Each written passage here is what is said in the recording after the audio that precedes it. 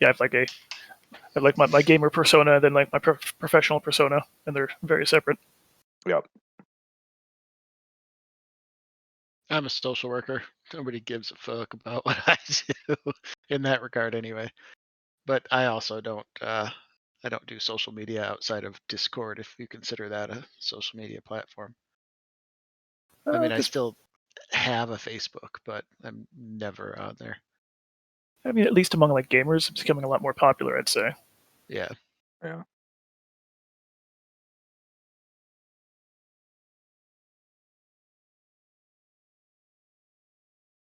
So as cool as War Wizards are, and I think they made this a little bit shitty because the rest of their stuff is so nice, but their 6th level, I don't have it yet. It's next level, but their 6th level deal is not that wonderful. I think that's actually pretty common. Like it seems like whatever like the second like subclass thing you get after 3rd level or 2nd level is always like more of like a flavor thing, because every subclass I've looked at, their 2nd, 3rd, or 8th level thing has always been kind of like meh. Yeah. Cool. All right, it's working. I wanted to make sure I tested it before I got an hour into it and realized it wasn't working. So we are, and I'm glad I did because it was doing the same weird echo thing. I have no idea, but it stopped now. Knock on wood. So, I probably saw on our game landing page, I put a bunch of little unanswered open-end questions. Yeah. Some of them were, well, you can look at them on your own time. I guess some of the bigger ones that came out of that last adventure, we'll do a quick recap, was when we left, you guys had chased away the cultist and everyone else and survived them to morning. They're made it back into town then. Where did the basket go? Did it come with you guys? No, I believe so. Well, the basket and the priest came with us, but I believe the priest was going to retain control of it because he said he was going to take it to the temple to secure it there, right? Yeah, I think so. Recording. Okay. Well, we have a recording now, so now it's fact. So the priest then left eventually with that, disappearing again. What's this guy's name? Otherwise, let's see, the pirates that you know of, they were all gone. No one had seen hide or hair of them. The troops put out the fires there. The druid Farron had gotten the rest of the citizens out during the evening, so no one else died, luckily, on that one. They were able to put out the fire, and by morning, everybody went back their place. The town they're slowly making their way back. A lot of them are trying to figure out if they're going to go back still or what. But they do have homes there, and only a few of the homes burned, luckily. Farron, the druid, who's been talking with Mal, because Mal was working over him. It's been about a week then since you guys have been back in the town. If anybody has anything you didn't mention, keep it in mind. I'll come back to you and ask you what you did for the last week. And then I have some details to fill in for each of you as well. Mal was working with Farron, the druid, on and off over the last week. And Farron is he's a little worried, Mal. He's trying to figure out what to do next. Malathir and Bellowim, I don't really know what to do about the town. They're gonna come back, I fear. The druid, the cultists didn't get what they were after, damn them, and they'll be back. Have you any ideas of what we should be doing on this one? I'm thinking someone needs to follow them to where they came from. You mean in the swamp? No, I don't believe they came because I don't believe they live in the swamp. I believe they came from somewhere else. I think they were traveling through the swamp to get to us. This is what. Well, I wonder if anyone has seen where they came from, or if we can question those guys. Is everybody in town, or are they still out by the village? They're all in town. This is considered as days later. And he would have opened up the mansion too. I mean, for any refugees. Yeah, some of them are still working there around the place, anyways, and they've still got the tents and stuff set up for the party. So the thing I fear is I understand that they came and why they were there was just to take this relic, but I don't really understand why. Now, I did hear Nasir mention talking about that it would open some gate or do something in the center, but it's not that important of a relic. It's been there for almost 100 years. I'm not quite sure why this. What I think there's more to it. I wonder if it was just keeping them out of this area. It hasn't done us so far any good. There's been things of evil coming out of that mirror for 400 years now. I just don't know what use it would be to them. If you could look into it and let us know if this is all over or if we have more to worry about. I just need to know how much they need to protect the poor town. Yeah, I mean, I'd like to get everyone back in as soon as possible, but not if we're gonna have necromancers and undead running around place. Exactly. Well, I'll talk with the team and see what's going on, what they think. Thank you. That would be so good. That would really rest my mind, and those who would want to go back to the village would make them much more comfortable going back, knowing they're not going to be attacked again. Are you staying out here? Well, I always stay here. The forest has a an enclave there, a people I take care of, those who don't really have a place to fit in town, and a lot of travelers, and those who just don't like city but happen to be traveling through. Well, I'll know where to come and find you if we have any questions or come up with any ideas. Yes, head down past your old houses. When you get down to the end, follow the edge of the river and the road till it gets out to the forest. It's not a very large forest, little copse of trees. Excellent. Okay. Anything you wanted to do during the week besides what you sent me? Nope. He'd help what's her face and Elm. Elm. Yep. And So yeah, then you worked with Elm. The things you've been only been able to do is only a week. Was you did start teaching her thieves' cant and some of the way a way to communicate with hands quietly to let get to pass the word back and forth. okay, perfect. But more than that, you're not going to do in a week. Yeah, yeah. He's seen it as kind of like I said, like a Miyagi type thing. Hmm. Okay, walk across the water. Well, no, you fell in. Okay, but that's really loud, so we want to be quiet next time. Yeah. So you leave the buxom elf and head back to the rest of the group. All right. Um, let's go across the bottom then. Marek, what would you like to do? Yeah, I know everybody's tokens are the old ones. Sorry.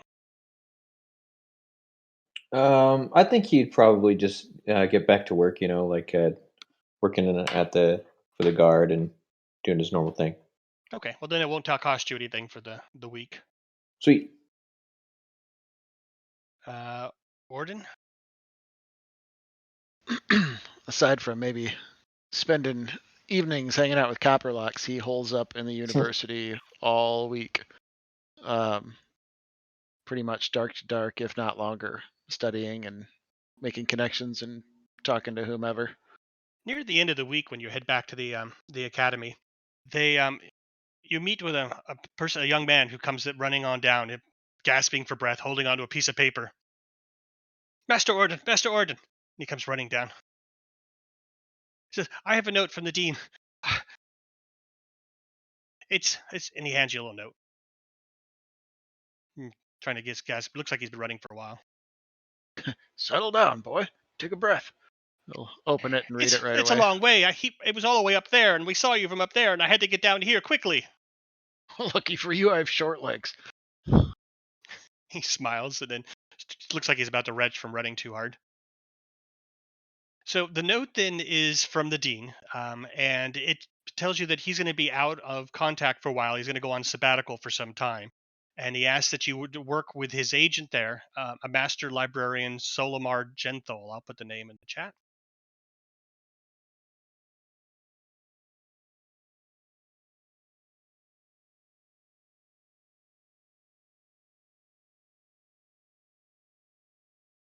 That he'll be your representative while he's out of town, and that All right. he bids you to visit him as soon as possible.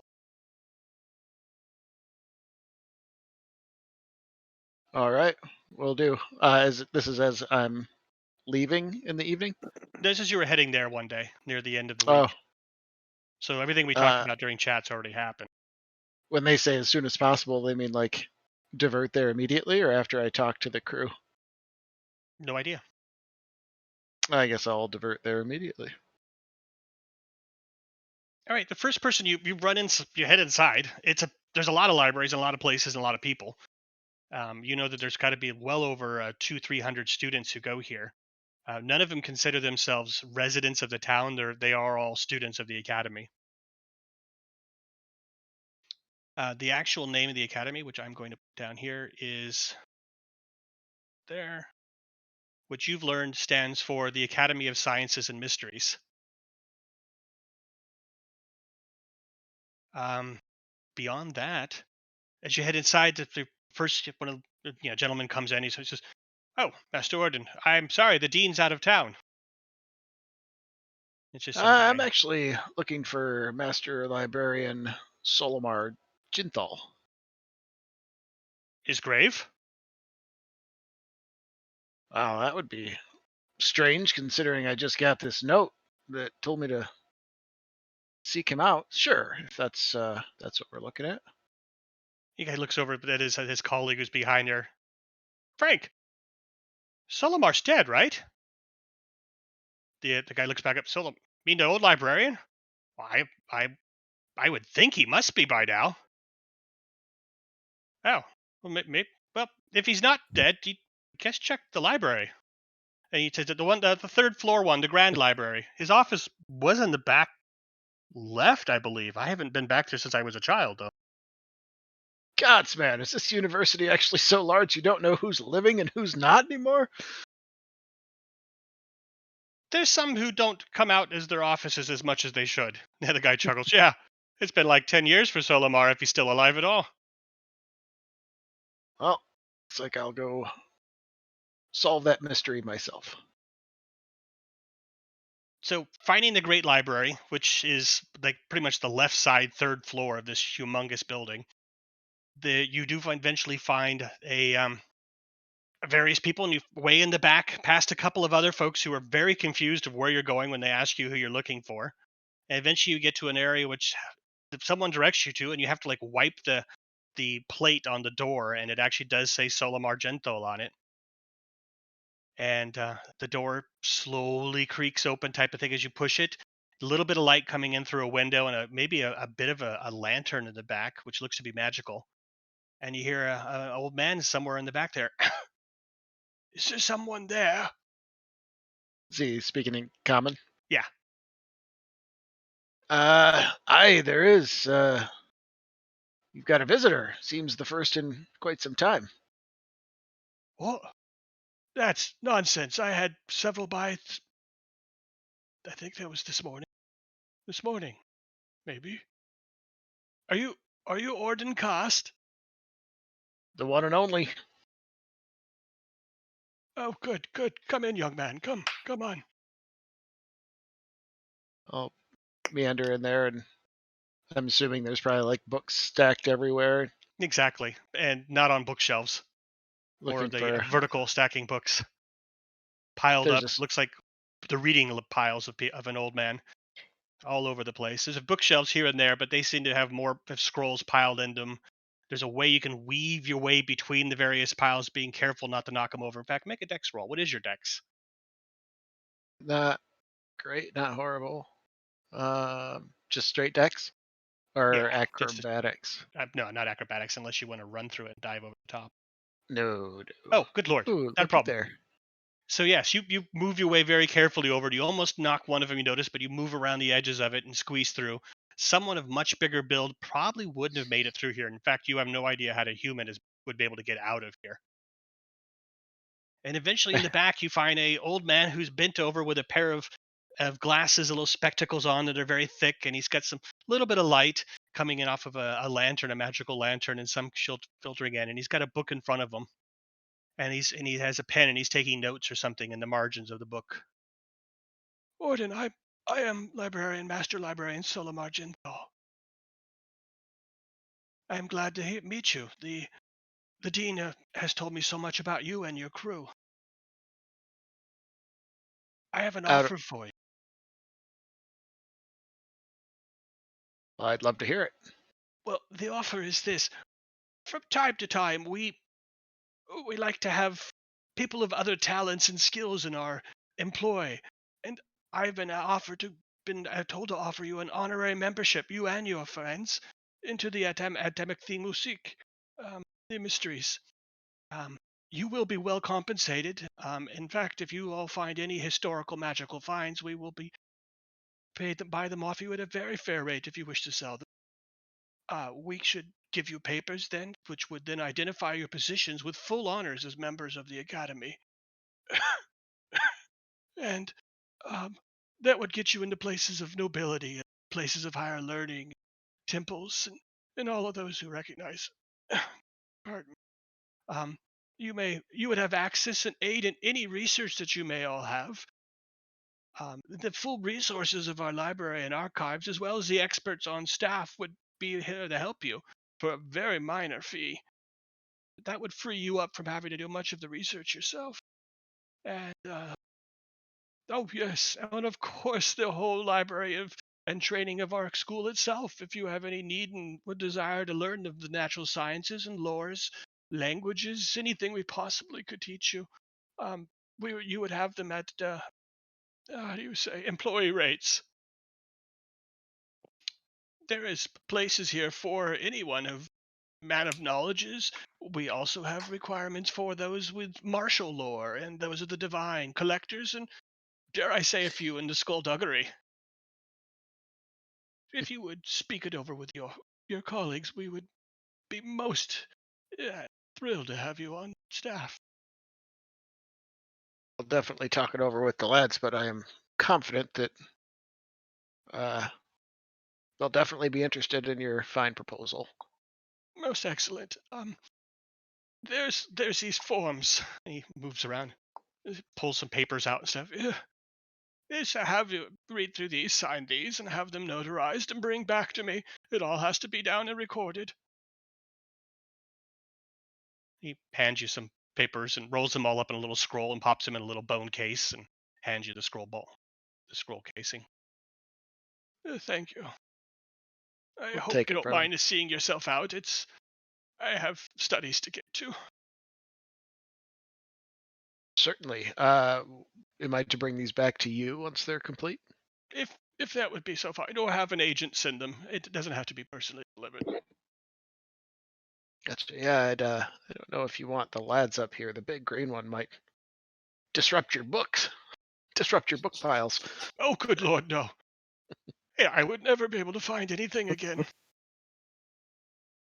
These are all in order by topic and by author. Well-meaning by that year. boy, but none too much for Grace. And if he ever offers you a drink, trust me, don't take it. Thank you. Thank you for that kind advice. He will give him a respectful bow and say, until we meet again, Master Jinthal. Thank you. It has been an absolute pleasure.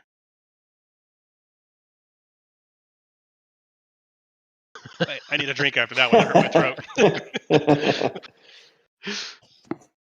The jig is up.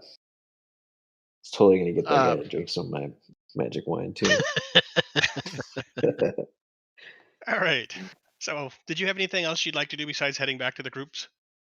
His eyebrows would have climbed into his hairline as he talked about everything they'd have access to. He's the equivalent of trying not to hop up and down giddy, and he would As you actually walk out of the leave. building, you can sort of see the resources that would be available to you. As you see, there's people running around doing things. There's laboratories. There's folks doing things. You're realizing now that these guys would be able to work for you if you needed something as you're wandering through the place on the way back out.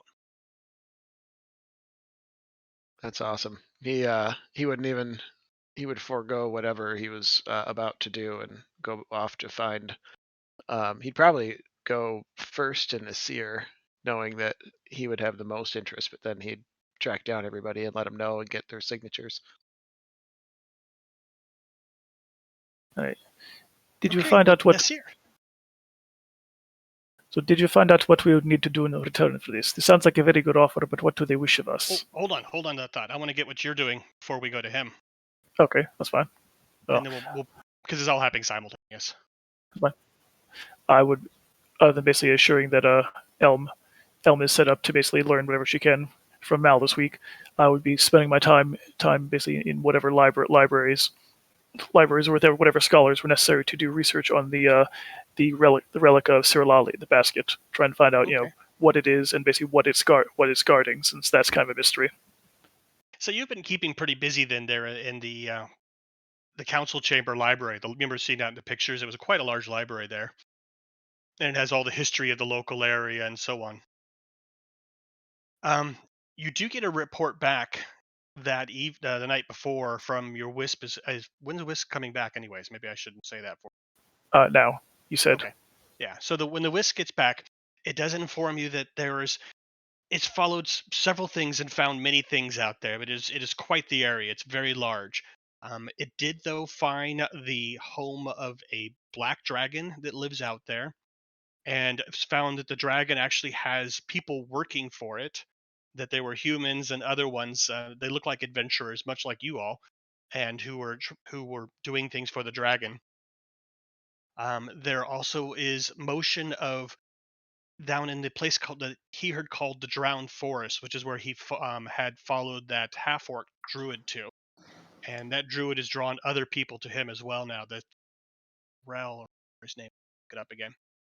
Oh, he's on the cheat sheet, the notes. Yeah, Krell. That Krell has a few other people have been growing their drows have been showing up there in actual large number, and there seems to be some sort of building going on there. They're doing something, building maybe a temple or something down there in the Drowned Forest, which is closer to the dwarven city that you guys all began at than it is to here. Um, Other than that, he found a few villages. He also floated back through that little town that you went through that was haunted. Everything seems to be fine there. Um, Nothing more than that. He did notice the pirates leaving, a few of them, and they met up with a ship and left from there. Just a couple that made it out, like two. And that's about it. Any other questions you might have for him? Did he recognize? Did he recognize any of the adventurers that were with the Black Dragon? Roll just a d20. I'm thinking of a number. Roll the same around. And that's the number. Yes, that was his. Yes, one of them though, but it was way back. It was back before you two ever came to this land, and they saw them in your beginning before you left Waterdeep. That he was there in Waterdeep at some place in there. It was like an adventurer's place, but he just knows him to be a fighter adventurer, but not a good man. Okay, so he didn't recognize any of Rosnar's men. No, not at all. But he has a description. He could actually describe that person. He knew something about him. Events that you did back then. Did they? Since obviously they're obviously both. I'm assuming both groups, both the Black Dragon's crew and the Krell's crew. They're both basically I'm assuming they're both assembling goods when the Drow were building something. Where did he happen to notice where the supplies for all that were coming from? The supplies that the Drows were bringing in were just building supplies, and they either brought them in by boat down some of the rivers. Some of them were just taken from little towns. There's little hamlets all through the swamp, normal hamlets, people as farmers getting by. But some of them were just bought and trade there. But it's pretty much just normal wood goods and stuff like that. Nothing too fancy. All right, So so nothing too much there. There is no interchangement though between the Dragon's crew and the Drow with the half orc. They seem to be two independent groups. all right, so it's not basically like a supply chain that we could potentially break, or at least follow back to where all the Drow are coming from, or basically or if basically the Dragon's crew had basically a particular path they take into and out of the swamp. That's nothing. That's nothing. The Dragon's crew aren't leaving. They seem to be searching instead, actually. Like they're looking for something there. The Drow crew, yes, he could follow them back to where the Drow is coming from. The entrance to the Underdark, that where they're coming up. What was the surrounding area where the Dragon's crew were searching? Like, did you recognize anything significant about that, or anything distinct? Various ruins. It looked like they're fishing.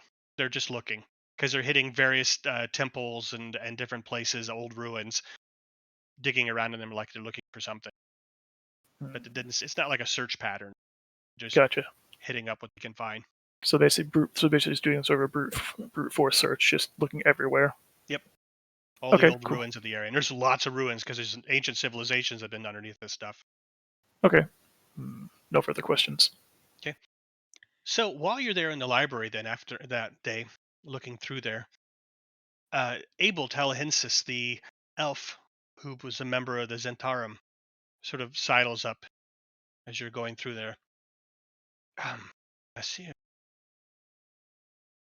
Have you thought about my offer?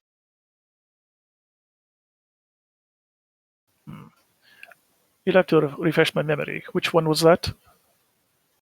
That there is a need for people of our talents in this town, and there has been supply lines have been disrupted, and that we feel the Zentarum would be very, very helpful to everybody involved if we could move into said vacuum. That we have done business here in the past, and we would like to be able to continue to do business and maybe set up a bit of a shop here. No one's doing it, and more unsavory people, those with less scruples, will be moving in shortly. I come to you out of professional courtesy and also because, frankly, you destroyed all the competition, so I'd rather not go up against you.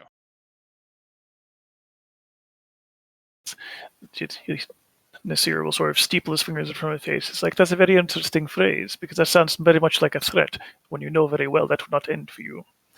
Have you actually approached Red Brand, as I said, to ask him if he would like your presence? Or have you ignored that? I spoke with Brand. He was not unamiable to our suggestions. He Then, understands the benefits from it. We then are why are you then why are quite a you large organization. then why are you approaching me? You have Red Brand's blessing. Work with him. Red Brand isn't the one who took out the competition. But I wag a finger. But Red Brand is on my side, so Well, then I guess we have an accord. perhaps. But again, if as long as Red Brand keeps everything on the down low, there will be no problems. If things become noisy, we will quiet them. Absolutely. As I said, we are more than amiable, and we are quite welcome in many places. We're not into Hmm. judging and doing versus right versus wrong. It's just good business. That's what we're for, good business. And keeping things quiet. Yes, Speaking of keeping yes. things quiet, I have something you might be interested in. We know something about those you've recently fought with. That would not narrow it down very much. This is true. You have been busy. I speak of those cultists. Ah, We've emotions from had some continue. dealings with them in the past. I see.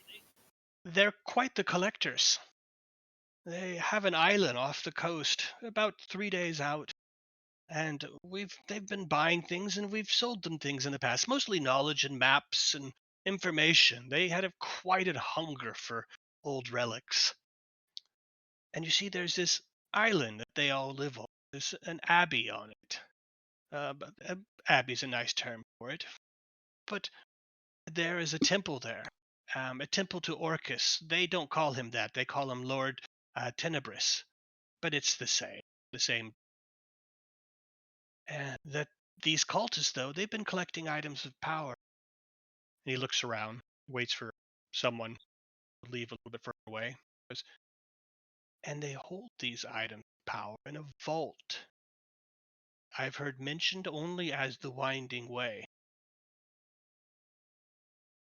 Not saying you're going there, but if you do, and you do happen to clear it out, we would be most interested in procuring anything you would be interested in selling. And it probably would be best if you got rid of some of those things. Those things have dark waves that happen around them. Bad things happen for some folks. And so we'd be happy to take them off your hands for a very equitable price.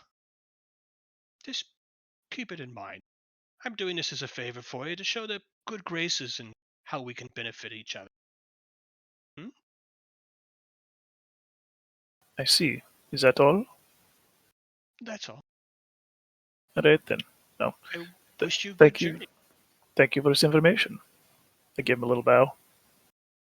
He nods and bows again with his elven grace and backs out slowly without turning his back to you, and eventually heads out. All right.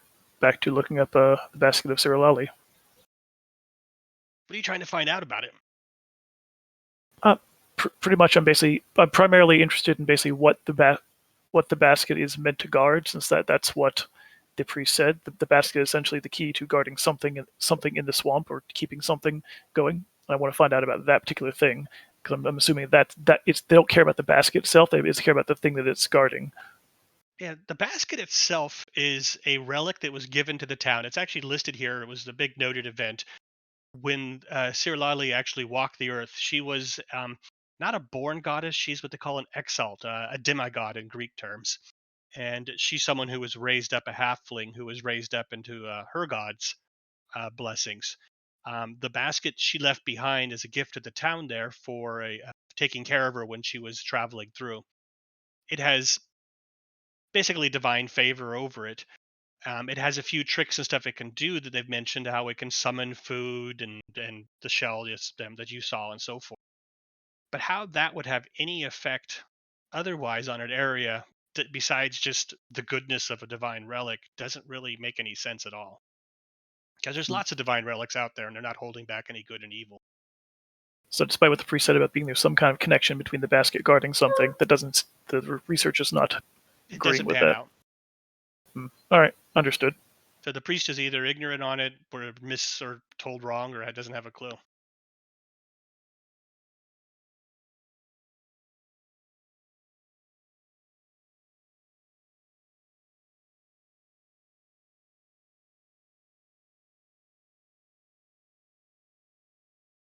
Okay.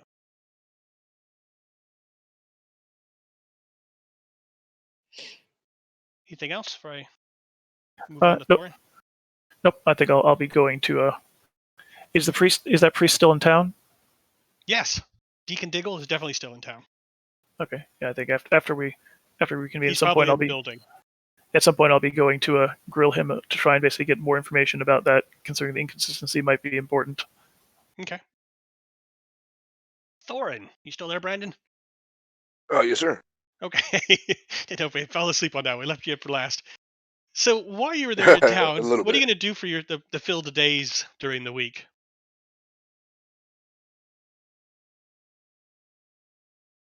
Um, Thorn would probably try to find some work or something to just entertain most of his time, but he would write a letter back to his father.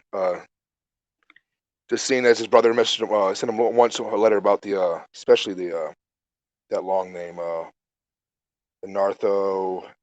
I can't say it. A long orb looking, talking about he sent sent something back to his father, just asking him more about it.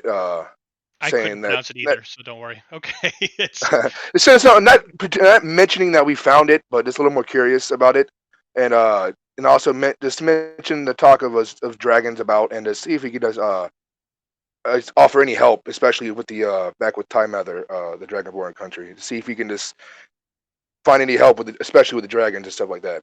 okay. Well, go ahead and try. I know you don't have a skill at it, but go ahead and make a history roll to see what happens. I have a DC in mind. Pretty high. It's worth a shot. 1 second.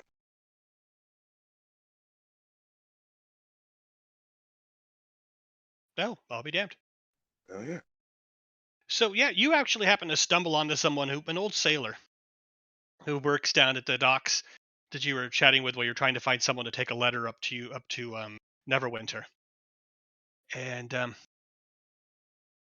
captain. His name is Captain Morris. And so Captain Morris, then, old human, looks like he used to be in the military. He took a liking to you because the old military background, the military guy. And he says he knows something about that. And he says, "Yes, this there's legends, legends I've heard. It's oh yes, it is a giant gold dragon of ages ago. I mean, we're talking thousands, generations of elves ago, there was a dragon by that name. Supposedly, though, that he fell and died not too long ago. Well, isn't the scope of his life, and created the valley over there between the mountains when he fell. He points off to the distance where you can see the Sword Mountains. The Sword Mountains make a sort of a would be sort of an L shape upside down, but there's an actual valley you can see between. Um, Quite a big one. And there was rumors, at least the old stories, that he protects the area. That's why the halflings all live out there. Well, not all of them. Many of them live around town now, but many of them live out there somewhere, out by that by the roadhouse, by Carnath's roadhouse. I think it's called Carnath's. Did I think about? Um, and so he was, yeah, it's out that way. And what were you asking about? Oh, the dragon. And so the dragon, he aided some heroes in 100, 200 years ago in helping fight some god awful thing out in the swamp. It had something to do with those Githyankies, they call them. Something to do with them too, I believe. Something about a silver sword.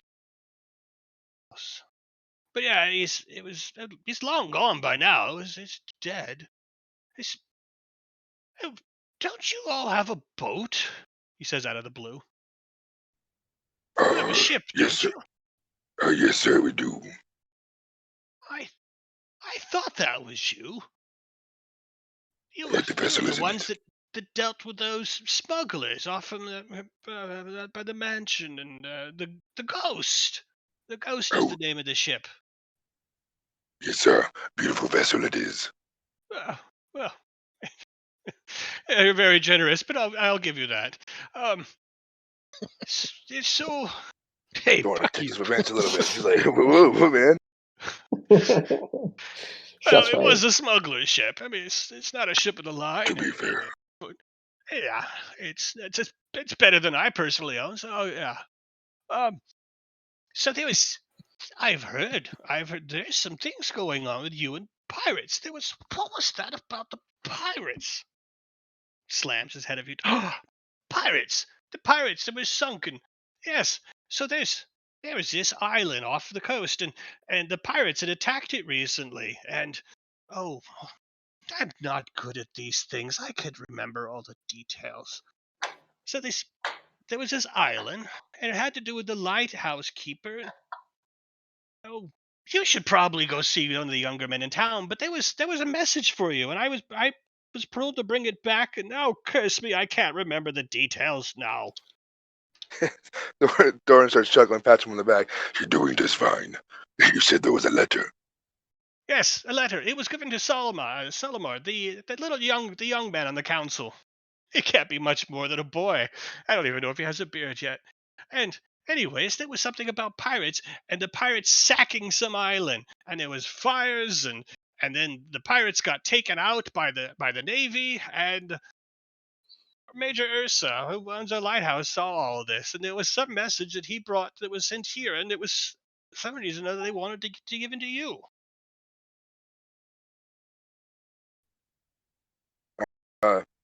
Doran starts, All right, you've done a fantastic job, sir. Thank you. This information will help me quite a lot, I think, actually. and then Thorin's gonna give him a couple gold pieces. He's like, hey, Treat yourself tonight, why don't you? Oh, well, thank you very much. I will. Oh, get off this boat and find a soft bed. Thorin Nods. nods to him and Good day. and he's gonna go to where he mentioned this letter would be at, trying to find Solomon. Okay. Yeah, you find Anders. He's back there in the council chambers.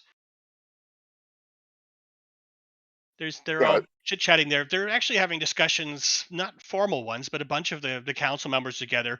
They're You hear that they're putting together military plans. They're gathering troops and stuff. They're trying to start figuring out what they're going to do and when they're going to be able to march on the creatures down to the south in the Lizardmen's area. But it sounds like they're ways off from that yet. He sees you coming in. Thorin, good seeing you again. You as well. Hope I'm not. Sounds like he's trying to put on airs because he still usually has a much younger man's voice. Put the bass to it. Yeah, exactly. Trying to sound because he's throwing hanging it out with all the big folks. Throwing this as a. I hope I'm not interrupting anything. No, hardly. Actually, we'll be needing your advice but down the road. But this is all beginning stuff. That's just numbers and money. It's basically money at this point. Trying to figure out who gets fed, where the money's coming from, what gear they need. Okay, I got you. But yes, I'm so glad to see you. There's information. Oh, lovely. That's actually what I was coming to see you for. Oh, well, that's a happy happenstance. There was the pirates that you fought that wasted that poor town of halflings. So they fled. Good job on that one, Ben. He looks over and this is my friend Thorin. He says to the other guys, "Hey, so the pirates they fled and they went off to I guess they went after revenge after those cultists and they tracked back to the cultist lair and burned them out." Says, but the there, let me just give you the notice. So he hands you a letter then from some guy, which is talked about from Major Ursa. And the brief of the letter on that one is that the island has been a known danger in that area, nautical danger. That this island is only about 1 mile by 2 miles. It's a small thing. But for decades, people have been avoiding it because of these people there. And they actually try to draw ships in and crash them on the reefs there. And then they would actually take the bodies of the drowned people and reanimate them and use them to protect their island. They've been having business with the pirates for the years. The pirates have been using these cultists as a fence that they would sell their goods that the pirates had smuggled out of Saltmarsh through the cult there, and the cultists would someone either do something with it. The cultists would buy them up and give them gold in return, or other or gems and so forth. Where the goods went, nobody knows. So then the large force of pirates recently in anger went and sacked them. There was huge battle that went on all night long. The Ursa's report is saying that, and there was fires through the night. And by the next morning, the pirate ships were gone off the shore, and there was no trace left of the ships. He then heard notice from another passing ship that, which was this Captain Morris, that the Navy had intercepted the pirates who were limping their way back to Luskan up in the north. And the Navy fought with the pirates, and the pirates all ended up going down with their ships. So at this point, nobody knows what's going on with the island. And that's where Sanders, as he gets through, goes, and that's where the shipping guild has asked me to approach you. The shipping guild has asked to someone needs to go look into this place. They need to know if it's been cleared, and if so, then they can take it back off the charts and let people know they can travel through it again. But there's still quite some damage there because the things they raised are still there. So someone needs to go in there and clear this place out. At least of the, I don't want to use the word survivors, none of them are alive, but of the undead that crawl the beaches and swim the waters. The shipping guild would be more than willing to pay you quite handsomely. I've been told to give you a purse of 2,000 gold if you could secure the island. My hefty sum. It's a hefty job. If they could find anybody to do it locally, they would have done it. No one else wants to. It's a danger. But they will also give you what gear you need. And of course, they'd want some of the stuff that you don't use back, but whatever equipment you need to outfit your ship, they would be more than willing to help with. It's very interesting. Let me get back to the rest of the crew, and once I discuss with them, we'll have an answer for you. Oh, absolutely. I don't think there's a rush. Nobody's alive. I guess that's a good way to look at it. So, well, thank you for coming by then. And he goes back to the groups. I got to figure out whose money this is coming out of. Hopefully not mine. All right, throw a battle and just leave. So where are you guys all hanging out anyways? In town? Do you still have a place in town? Do you still have his houses or did you is guys it nighttime? go What time is it? I don't know. We can call it afternoon, dinner time. We're mansion functional? Mark's definitely at the bar then. Well, the mansion is, but it's also a few miles out of town. It was sort of Oh So I yeah, think there that's was true. talk That's true. about keeping. I already forgot his name because he's gone. Prime Water's houses. I can't remember what the decision was on. Yeah, I thought I think we're planning on keeping the houses in town. That way we have, place outside town, place inside town, Damn, we could have been renting those. Safe houses. and the Yeah, that mansion's not quite done yet. yeah, I think it was kind of up in there what was happening with all the apartments. Were they basically like who owned them? Were they kicking us out, or were we still able to rent them from them? How much? That was never really finalized. Okay.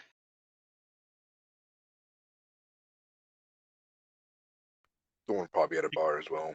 Just, It'll probably be some Hell time yeah. before they figure it out. I mean, it's only been a bit. I imagine that right now the city is looking for heirs and stuff like that, people who actually the place would go to. And then if they don't find anybody who it should go to, then they'd probably auction it off and put the money back towards the city or something.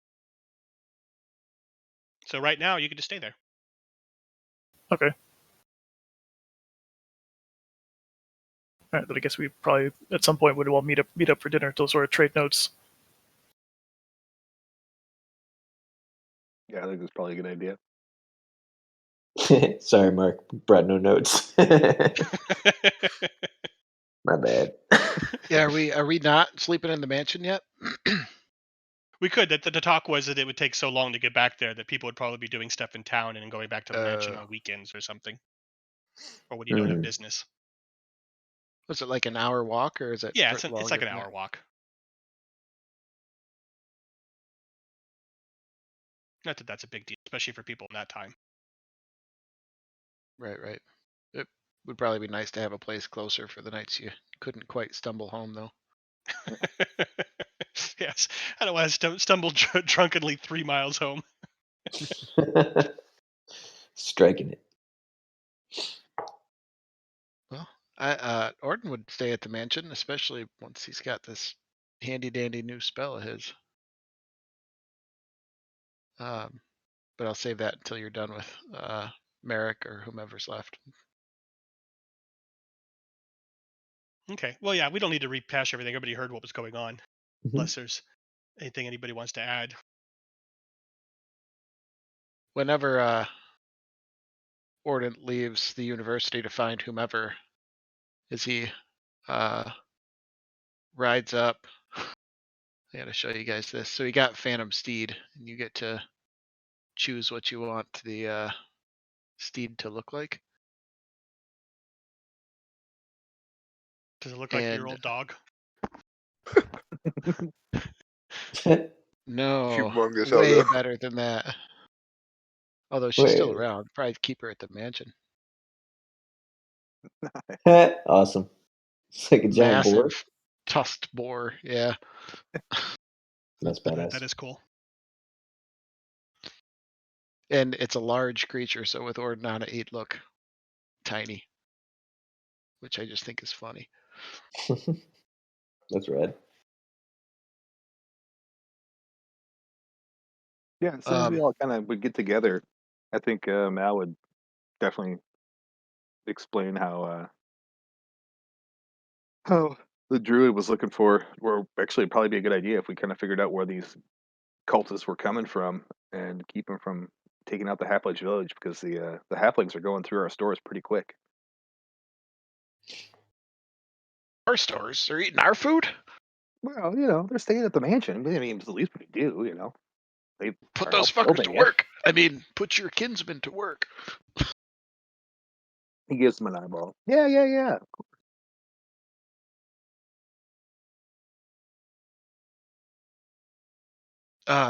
So it sounds like we've got some choices here. Oh, and to answer Nasir's question as far as what we get out of it, the only thing I heard is that they would like us to sell the magic items we find to them. Was that right, James, or was there a bigger? That's about it. So very little. Because they're all about the research. Any information you find when you're out there, they would love to have it. Information and magic items. If Nasir had shared that he got offers for another entity to buy him, is the only thing we'd have to decide who we were going to sell what to. Just basically, they're looking to hire Indiana Jones. And this here just shrugs. Like, whoever gave us money does not matter. Do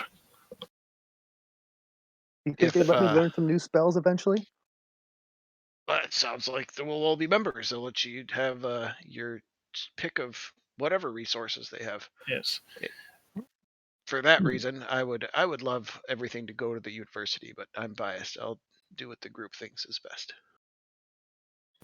Having access to their research assistants will make things much easier for me. I spend much time in the libraries.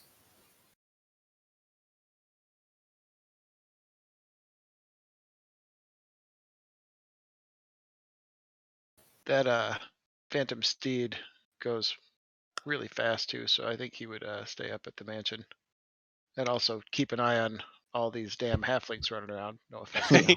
Yeah, watch them. Make sure they're not eating all our food.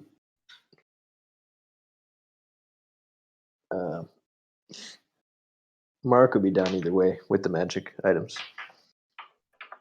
Yeah. So we've got a few options here, fellas. What's the most pressing right away?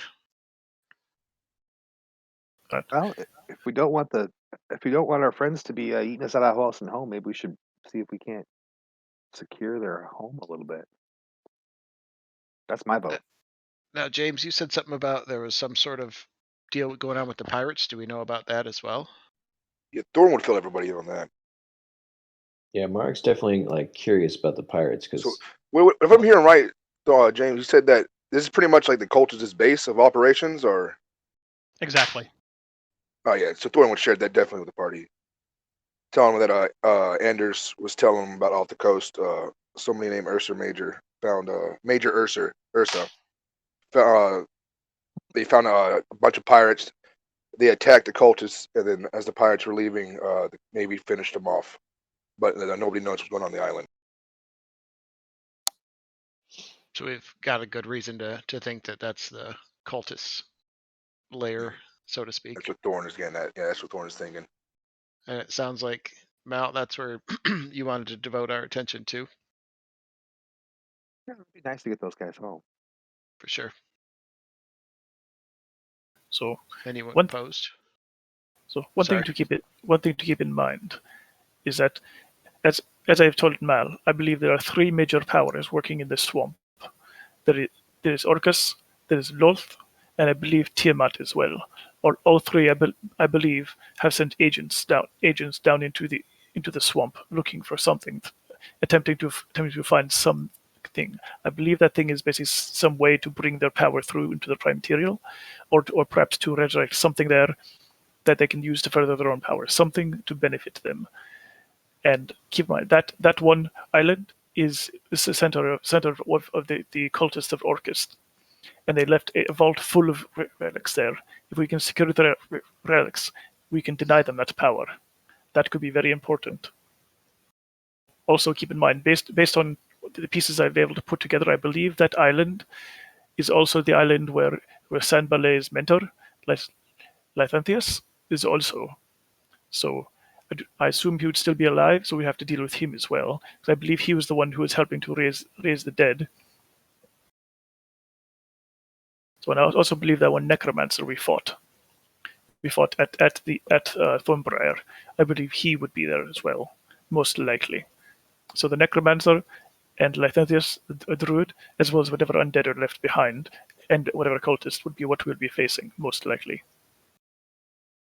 So if we can eliminate all of those threats in one go, that would be a big coup for us, as well to secure whatever in the vault. Castrate us and Orcus. Or at least, what I fear is that we are behind on information. They know what they're looking for. We do not know, so we are constantly chasing after them, trying to catch up. If we can at least basically like hurt them and push them back, it will give us more time to figure out what we need to do. Eventually, we're going to have to go into the swamps ourselves to investigate. But I do not believe we are prepared yet.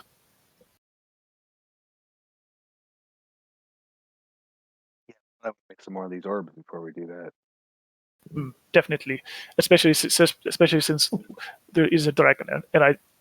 By the way, I did relay basically all the stuff that I found about basically being basically like a group of basically a drow with a Krell presumably basically that's Loth's camp, and then basically there's the dragon with the adventurers, who are presumably would be Tiamat's camp, and we don't really know where Orcus' group are. We assume Orcus' group was basically the cultist at the Abbey, but we're not sure.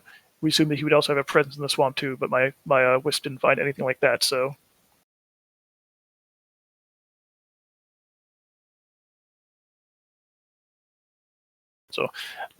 long story short, for our Hitty friends, yes, let us go to the island.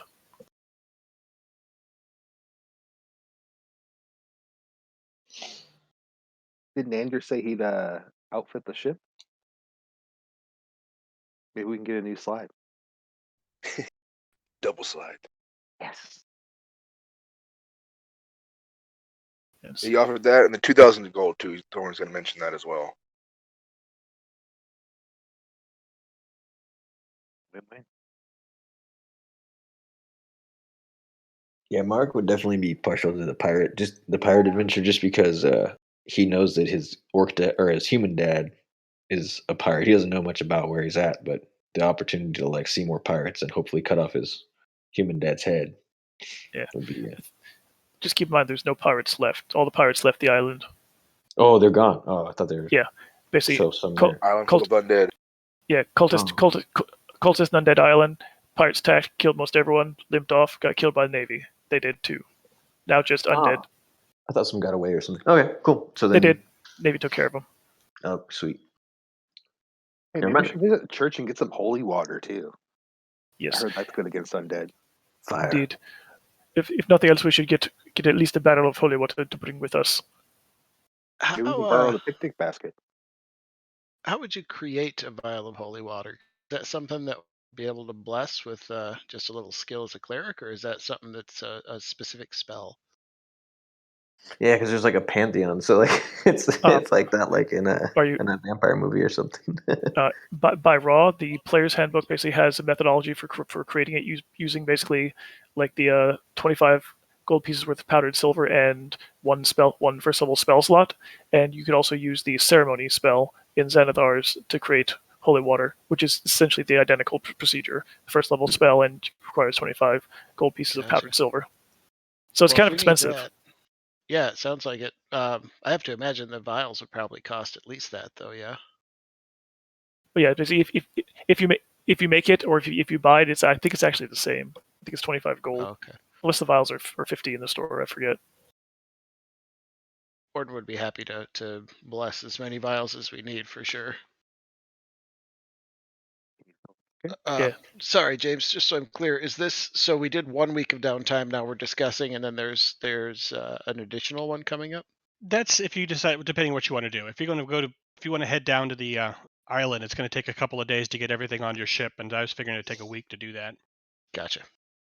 I also wanted to ask, I just looked at my sheet and I have like almost $3,000 in gold. Is everybody like that, or is that a mistake?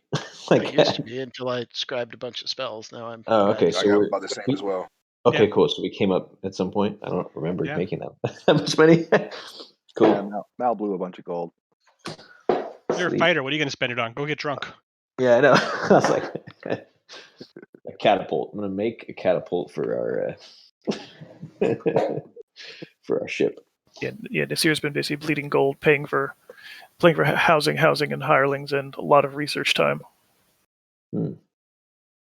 Sweet. Yeah, got gold bag too. I'm gonna buy some crazy shit, some acid. Finally can get that Mal would telescope I always wanted. send a note to the druid and just let him know what we're thinking and what our thoughts are. Send one of the halflings if they would be so kind. And where is the basket now, and where are we going to keep it while we handle this business? No, I thought the priest had said that there was a nearby temple that he could go to where he felt it would be safe. But based That's on right. but based on your conversation with him, Mal, I do not believe he is so confident anymore. That was the druid Mal talked with. Oh, that's right. Yeah. So they're worried about the cultists, and do not believe the cultists will be a problem anymore, unless there are others who still remain. However, that one necromancer is still at large, so perhaps he alone would be enough threat. And he and the Bodak will probably be back. Oh no, the Bodak is not coming back. Yeah, fuck that guy. Well, wait. Do I know the thing about where demons basically if they die on this plane, they just kind of go back to hell or wherever? Yeah, if that was actually a demon down, it doesn't. Not really demon. Okay, so it's probably destroyed. Hey, James, off topic. I was going to ask you this earlier and we got sidetracked. What is the dean's name? The dean of the school. It is. I have it down here somewhere.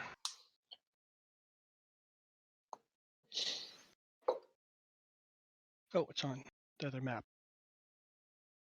It's not that big a deal. I can get it later from you. Starts with a T. It's like Thorn something, but it's in the other game on the other map. That's nope, totally fine, man.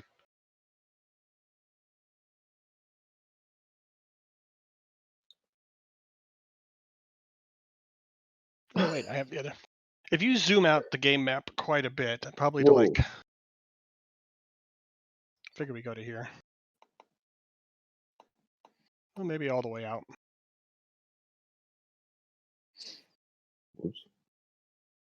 45% looks about good. That gets you the most of the city.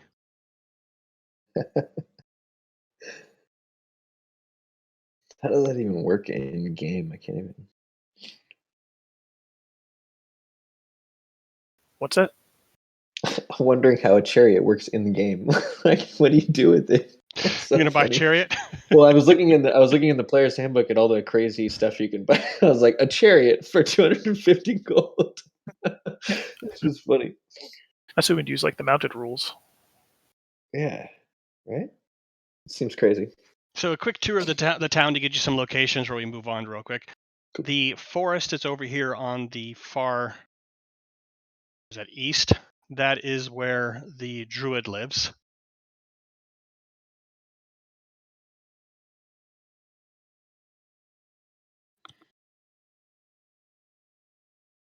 Oh, I crashed that web browser. The one right below the Kingfisher River. Yes.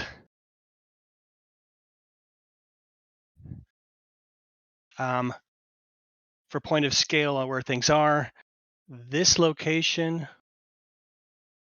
it's not doing it. I was going to try to do the click thing, but it's not doing it. Yeah, we got a lot of lag going on. Yeah, that'll teach me. This map was stretched out a wee bit because actually it has like a grid on it, so we could use it for combat. Sweet. But we never needed to. You never know. Well, sort of in the middle of the place is a large squarish building that has a big courtyard in the middle. Yeah, hey, I finally got a little piece. Yes, that one. That's the academy. Oh, cool. 14. I think there's a red dot on that you can see.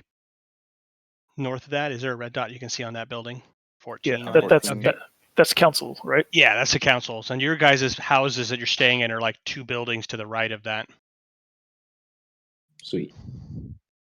Because this is the marketplace right above that, or right to the north of our place. Exactly. Yeah, and that's the weekly market that happens there, only on weekends mostly. The green market, where the produce of farmers and everyday markets, the one on the other side of the bay. Okay.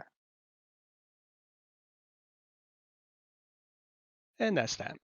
I just wanted to get some scale on these things. And then your ship is way down, almost at the very bottom of this map.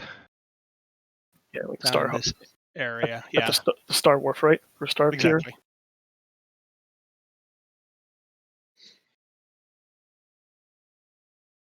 So it's down that one. And then Yeah. the church is right outside the graveyard there, right? Exactly. That was the church to Umberley.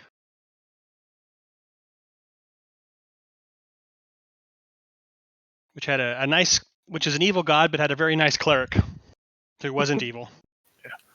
Oh, actually, I thought of something. Since would it have been possible to actually borrow the scrying altar to check on wind sprints? Oh yeah, it's right here in the bag. That's right. Yes, you can. He Just- is no longer on this plane of existence. Okay. Just curious. So, oh well. So I guess he's one of the ones that went down with the ship. Yeah. Snip that plot line. So you realize that it is quite possible that the power of the pirate princes has been broken at this point. Yes.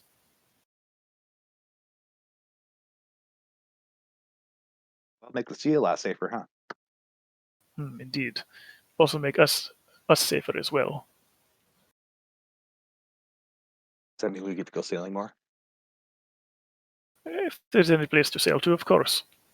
You do realize, besides all of the nastiness in the swamp, we've actually gotten offers to go out and actually retrieve wrecked ships and the bones of drowned sailors, right? We could be taking those jobs if we wanted more money. For the sake of time, if only that, I'd say we should probably take care of them before we start padding our pockets. Indeed. Not that I am opposed to gold, mind you. Indeed. More important things to do now, unfortunately. Bet it'd be a nice retirement gig. All right. So Yeah, how let's go long turn will out that demon spigot. What was that? So let's go turn out that demon spigot. All right. So is anyone opposed to basically going to the island of the dead cultists? Nope. Down. I'm in. Sounds awesome. All right.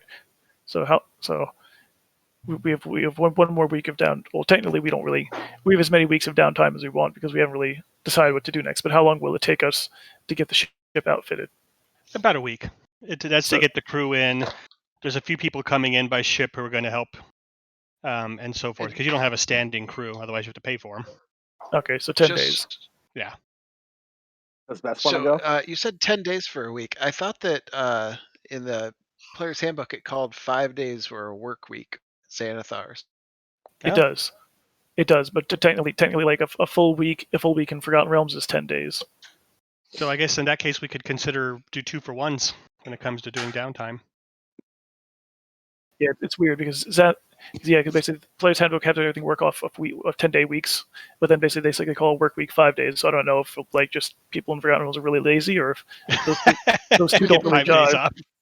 Yeah, I'm Wouldn't not that be? sure. I want to move there. 5 on, 5 off. And I'm good with either. I just wondered so we can, because I use downtime obviously in a lot of different ways. Stuff. Yeah, let's keep that in mind going forward then, that they're 10-day weeks. Work week Perfect. then is actually 9 days. Well, we have them 2 days off, so we'll give them a full Yeah. weekend. So let's say work week's 8 days. Yeah, even if you look at the map on the splash page, I think it shows basically like months of 30 days with essentially 3 weeks each. Somebody got a little metric crazy. It's all nice and pretty. In case, I should be able to add 2 more scrolls if I want to pay for them. Is that cool with you, James? Yeah, Level absolutely. Scrolls. Awesome. Any money pit you want to use, go for it. Get rid of some of that coin. Oh, I've got Yeah. plenty of. All right, so But sorry, go ahead. So will Mal be up for continued training of Elm this week? Oh yeah. Okay, so just In fact, put actually, if we have that much time, he'll just go out and talk to man, I keep forgetting it. The druid or just data titles? Yeah, Farron. He'll go talk to Farron himself. Okay, then put 50 gold pieces on your character sheet. Okay. He'll actually What probably did, turn around and start giving it to Orden if he makes some a bunch of holy So water for us. For Farron, you Also- mentioned you wanted to find out some animal forms and stuff to use your cool spell with when you finally got a chance to pop that thing.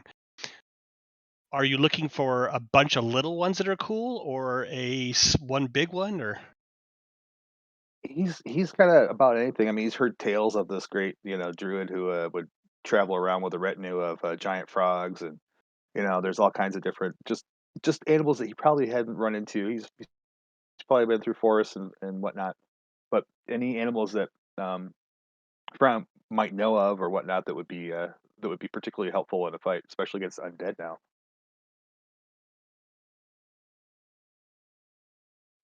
James, you said that the university that we now have access to has like alchemy shit there. Yeah. Yeah. Uh, would it be possible? Because I don't know where else you would get this, but I thought I could buy some of this alchemist fire. It's like stuff you could throw, and it's kind of like catch fire shit that might catch undead stuff on fire. That sounds completely up Zickel's pathway, actually. Oh yeah. Yeah, because Oh, she's into the whole fire and brimstone and exploding things and healing sweet. potions because one leads to the other. In here, it's 50 GP for one. So yeah, if it's in a book, go for it. Sweet. I'll As buy. long as it's not some weird campaign thing. It's in the book though. Yeah, I'll buy 3 of them. But it's not in this compendium, which is weird. But it's in the player's handbook. Okay. Let me search again. So I don't have, guys, any plans for this additional week. If I can do the holy water, I can forge something for people, whatever you need, or I could just put myself to work in Copper Lock's service while I'm here. He'd give you 200 gold pieces if you make 8 vial or 8 flasks of holy water for him. Sure, that works.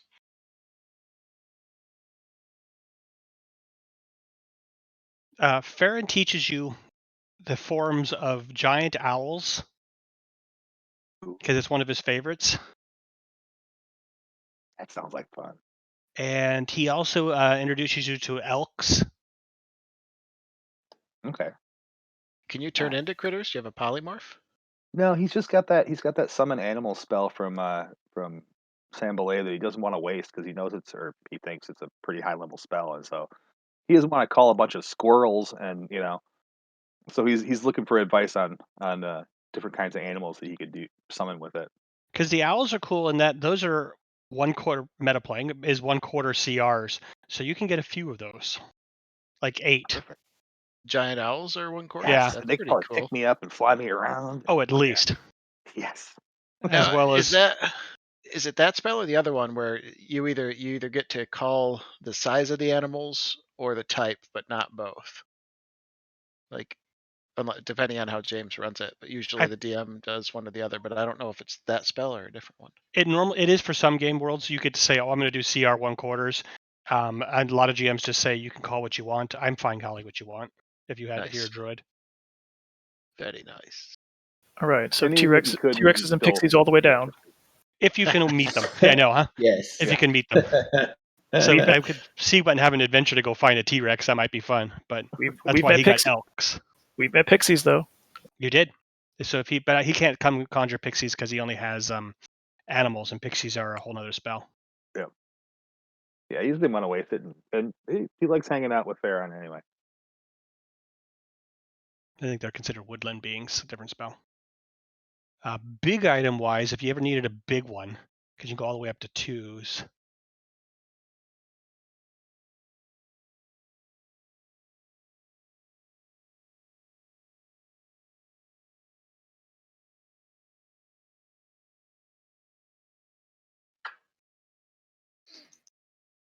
Yeah, Into as I was swamp. looking. Here we go. I'm sorry? Giant constrictor snake, CR2.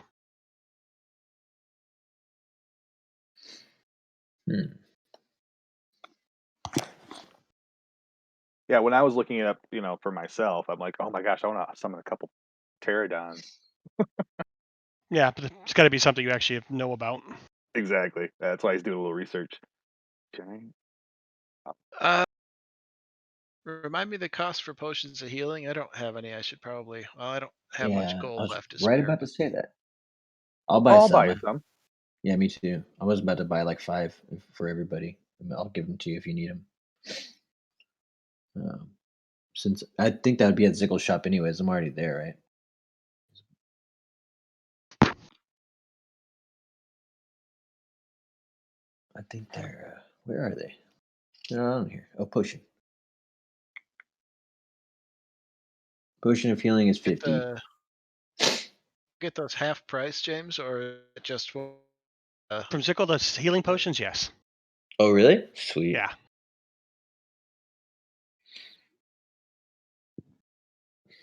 That's only through her. 5 times 25. Okay, cool. So I bought 5. I'm gonna buy 5 of them. Plus, she wants to report back on how the explosions worked. Oh, She's I'll tell she you wants- all about it. She needs details. Okay. Because you used one against the Kraken type creature, right? No, this is something new. I mean, I'm gonna try it. I think I can roll for it.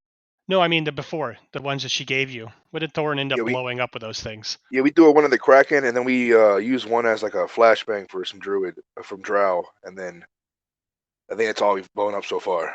But what was that? That was a barrel. That was like a barrel. That was of a barrel of black gunpowder, powder. right? Yeah. This one is I just rolled it. It's called Alchemist Fire. I don't know if it will work better against undead because I think they're. I don't know. We'll see. Okay. Might be cool. Well, let's go with this thing. What time is it? 7:30. Well, this might be a good time for a short break before we dive in and head out to sea. Cool. So 7:26. Shall we break for like 7 minutes and then head out with the tide? Sounds good. Yeah, sounds great. Okay. All right. so good. Put yourself on mute so we'll know when you get back. That way I don't just talk to you. Hey guys, so this Helm of True Gordon's got. Does anyone want just gifted to him? Because that's a pretty powerful gift. What is it? That Helm of True Seeing, or it's a mask, or no? James said it was a helmet. It's a helmet. I think he described it. I think Yeah. it looks a lot like you would picture a Greek helmet to look like when it's something you saw in Troy or something. When those goes over the full face and little slits for the eyes. And Sweet. So- you guys are thinking about selling it or what? No, Ordin will wear it. It's a nice magic item. If I'm assuming the helm does the same thing as the monster ability, James. yes. So I'd say who's really good and perceptive should probably be the one wearing it. Mhm. And also keep in mind that Nasir is going to continue using his bug trick. So when that comes out, basically, if you're not wearing the helm, you're going to be blinded. So I know that definitely prevents you from basically casting a lot of spells where you need to see the target, and that prevents Mal from doing a lot of his tricks with his shots. So where do you think it should go? One of you two, or share it. I think you could probably It's, do more with control with your magic though, so it might be a good idea to keep it. Oh, I don't mind keeping it. So you can see in normal and magicness, which by itself is awesome. See invisible creatures, objects, automatically detect illusions, and succeed on saves against them. Is it attunement? Didn't seem That's to be. a great question. It didn't seem to. Well, you can just toss it around as needed too. Like, hey, take this if you're going here or whatever. Yeah, Mal could definitely use it if he's going scouting. And if you could give it back to Orden freely, if it's not attunement, that would be really awesome. It also looked into the ether, the near Yeah, ether. that's right. Nice. Okay, I'm gonna take my break. All right. Yep. Well, Me too. I'm also gonna buy $1,000. Phew. Jesus.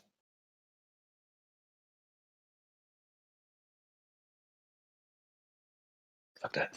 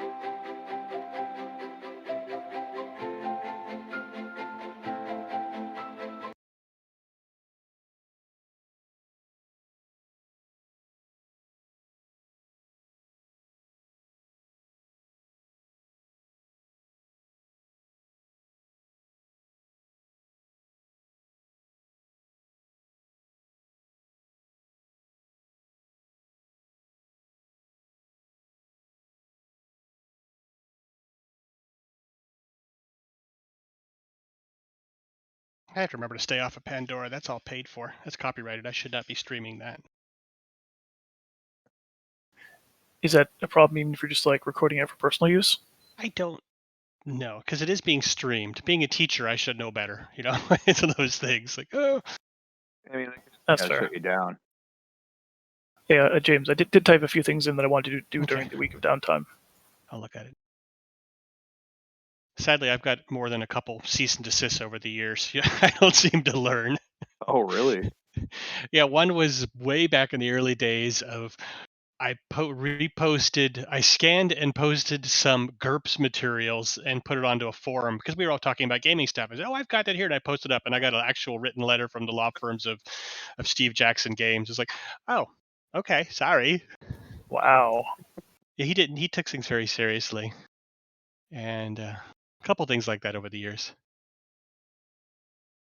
Well, the good thing about being a teacher is if you're educating people, you can do anything you want. As long as it's not for personal, yeah. And you should cite it and all that, blah blah blah. But lead by example. Now, where is it at? Where did you post it at? Oh, in the game Yeah, chat. the game chat. Sorry. Yeah, I just want to do some research for the week, and I want to basically follow up on the talk with Diggle. So the only thing that Diggle had, which wasn't in any books, was stuff that he heard that from the clerics that died, from the two halfling, or the halfling cleric who was there, who brought the bag in the first place, is they said that it had something to do with a pattern of goodness that helps maintain the area, that maintains the swamp, the mirror, and holds back forces. He didn't understand much about it because he wasn't that interested in it at the time. But it had something to do with, it was part of more than one of these things, and that together that they did something in this area to hold back forces. But and that was part of what these ladies were doing, is they were searching out these power locations.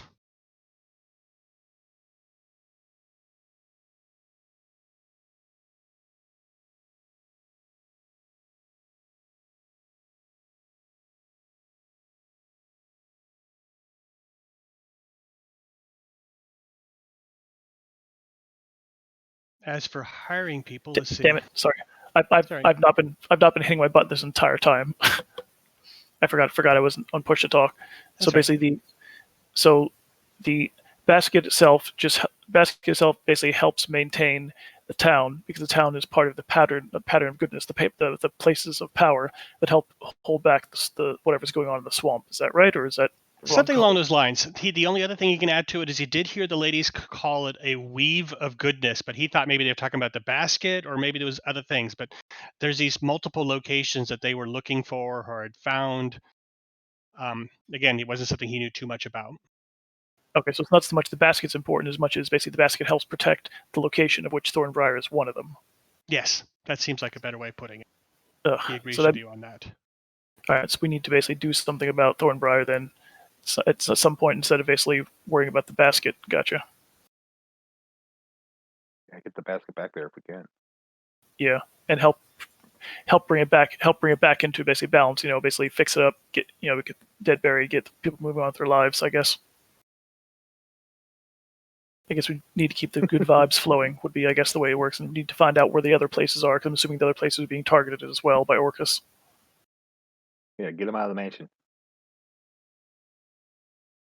All right, and Hey, Luke, don't forget to turn your mute off if you're back, bud. Because I forgot mine for a minute. sorry, and research into the Winding Way and the Abbey where we're going. That's So funny. research. Go ahead. Sorry. Research costs are half. Let me just post it. So I'm taking, if you want to look up on this, I'm taking it straight out of the book, the new, this book. Tasha's Cauldron of Everything for patrons. I can't give you a page number because I'm looking at the online Beyond. But research costs, you're responsible for covering expenses incurred as part of this research. But you can call in favors to delegate the work of research lore. So you could have them researching stuff while you're gone if you needed to. you don't have to use up your own time. That's cool. All right, cool. Does anybody know if you can sell back items? Like, James, is that a thing? Like, can you sell? Because I just bought plate mail and I have a breastplate and half plate. Like, I feel like I should, even if it's like for less than I bought it, I feel like I should pawn it off or something. Sure, you could sell right. anything. Absolutely. right. Price wise, And rules is written, you sell it back for half what you yeah, paid. Oh, that's what I yeah. was thinking.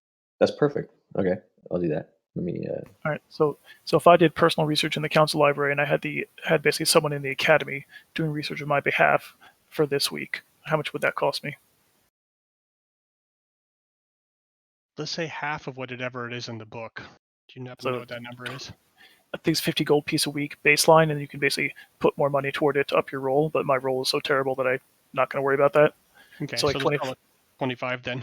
If you guys decide, are you deciding to sign on with the academy and take their papers? And So I was just going to ask, Nasir would like to do that. Yes, that would be extremely helpful. or a better question, is anyone not for joining the academy and bringing their magic stuff and taking advantage of their they resources? didn't seem to demand anything. They just wanted to be one of the first people you offered something to. If you don't Yeah, want to Mark sell it, would make his mark on the page or whatever for sure. He's in. niggas X. Yeah. Hey, as long as everyone agrees, when Orden takes it back to Master Jinthal, he'll give it to him and say, we're happy to. And then he'll ask if there is a small room within the university as a first request that he could essentially claim for our group.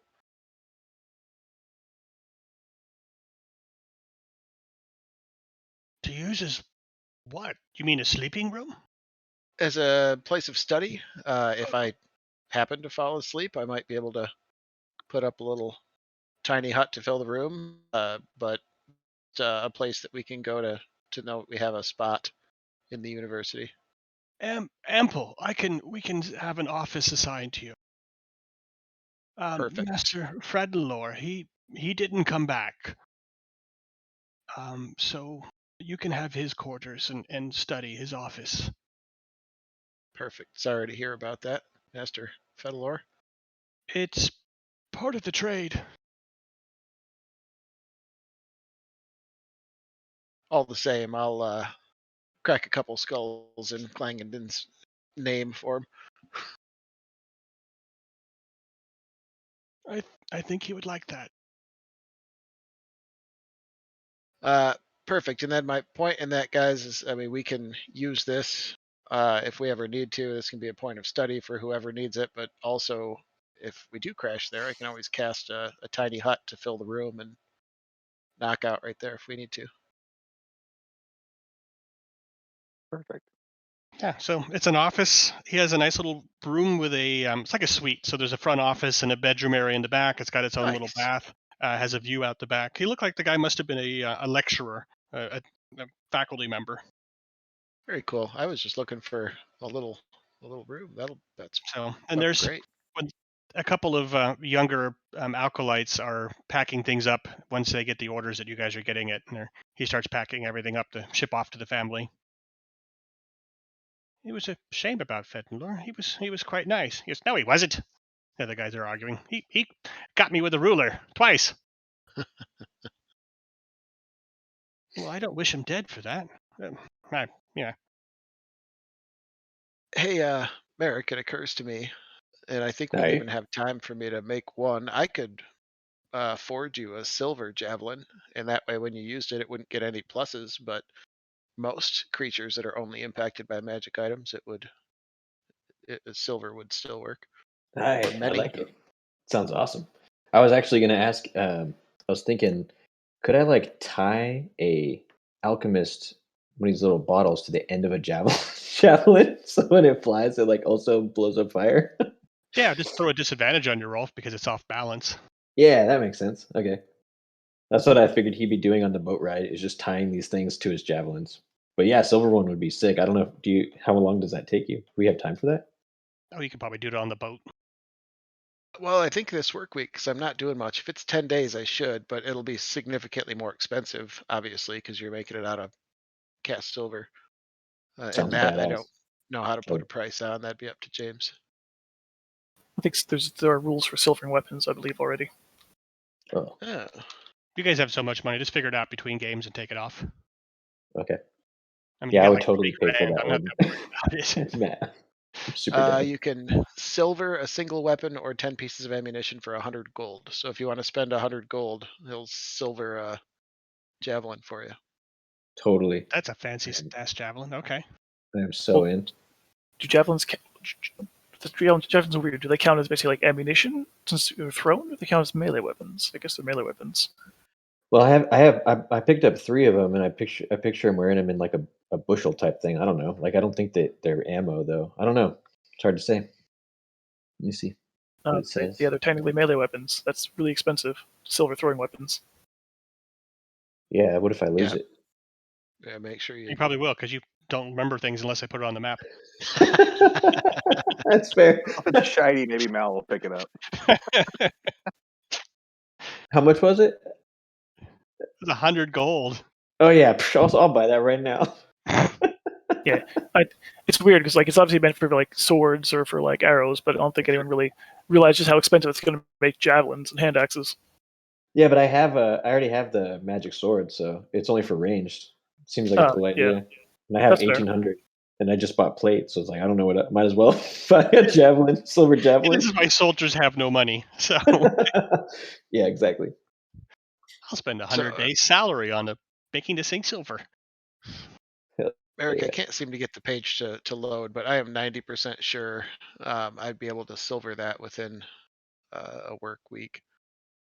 I can't imagine it being a hard thing. Sweet. He'll spend a little extra time and put little etchings in there. Little crossed hammers for clanging did. Awesome.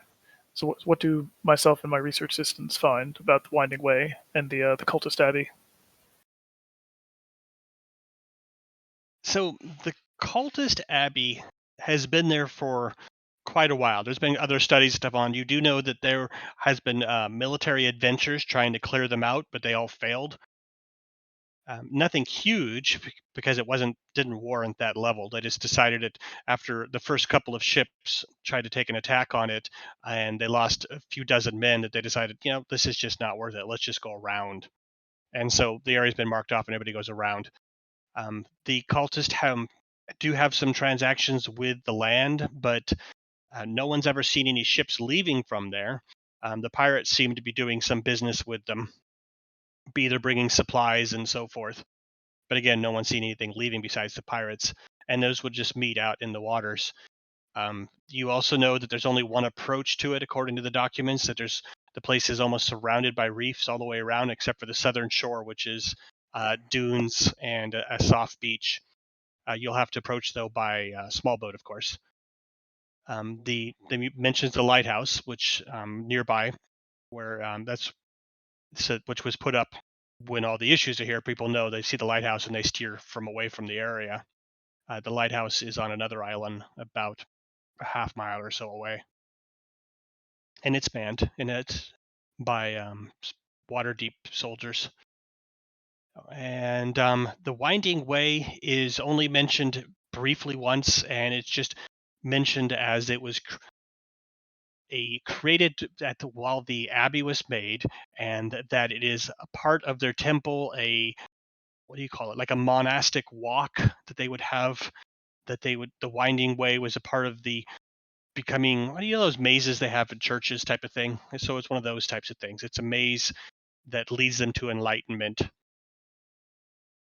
and that's about it. Okay, that's more than we started out with. Gold and treasure in the place, because all that stuff that the pirates bring, and nobody seems to leave with any of it, so it's got to be there.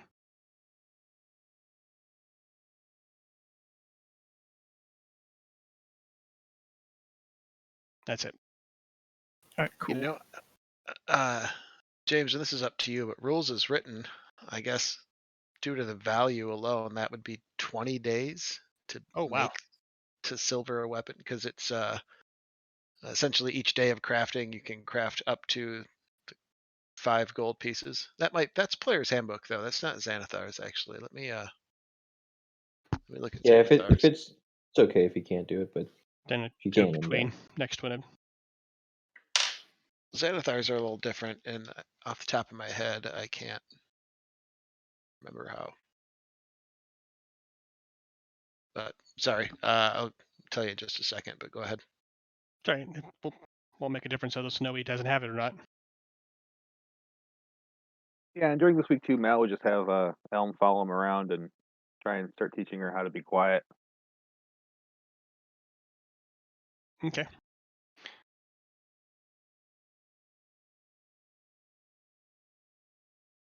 All right. Well, let's dive into this before it gets too late. We still got another hour. According to Xanathar's, I should be able to do it in a work week because you can cast make a common magic item in 1 work week that costs the same price, 100 gold.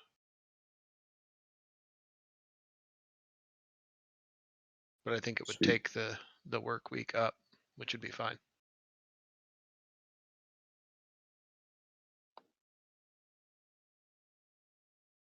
Yeah.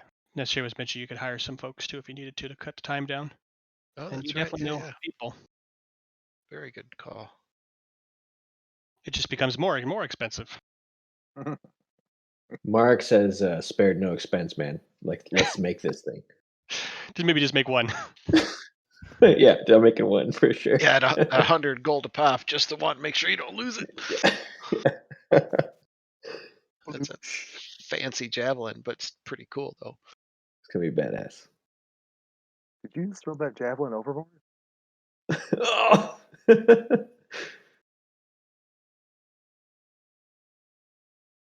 I pulled up silvered weapons. I'm trying to see if I can like. Yeah, I think James, you said that we were going by Xanathar rules for Yeah. the time being, unless and until you thought of something else. Now, newer laws overwrite older laws, so I'm good with that. Perfect. In that case, Merrick, if you're not doing anything for the week, Orden, I'll have you in just to give him a hand. That won't technically, rules as written, give me any bonus because you don't have proficiency, but you could start apprenticing if you were interested. Oh, sick. Yeah, Mark would definitely do that.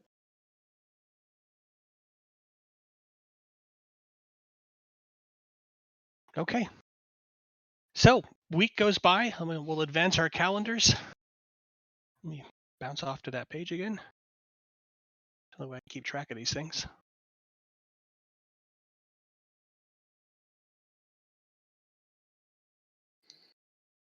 It is now the 3rd and final week of chess, which is like the 3rd month of the year. So we're talking very beginning of spring. The weather is pretty harsh out here, considering latitude-wise to our own world. This is like off the coast of Washington State, so it's cold water. You don't want to go swimming in the waters here. Heavy storms, especially in spring, and not really ice made this far south. The ice would be further up north. There is a southern current that brings up, so the water's warmer than it might be otherwise, which makes the place somewhat habitable. But that also means that if you need to go to Waterdeep, it's a little bit harder. You got to track further out to ocean to get down to Waterdeep. But coming from Waterdeep to here is a pretty quick trip because the current goes with you.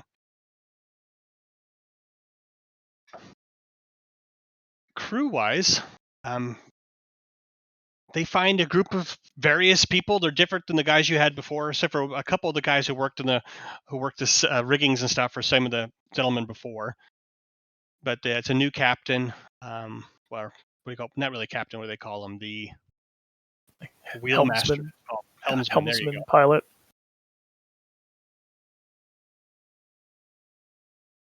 Helmsman, navigator, quartermaster. Oh, does Bess want to come?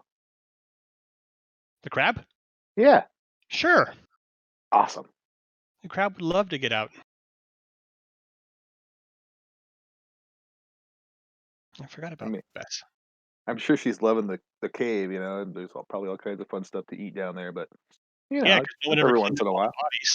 the bodies. Yeah. There's plenty down there.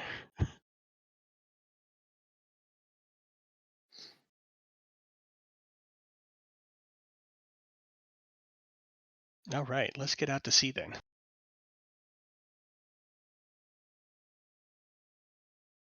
So, guys, I didn't buy any potion of healing. For the same price, I can scribe a Cure Wounds scroll, which is actually better. So I scribed a handful of those.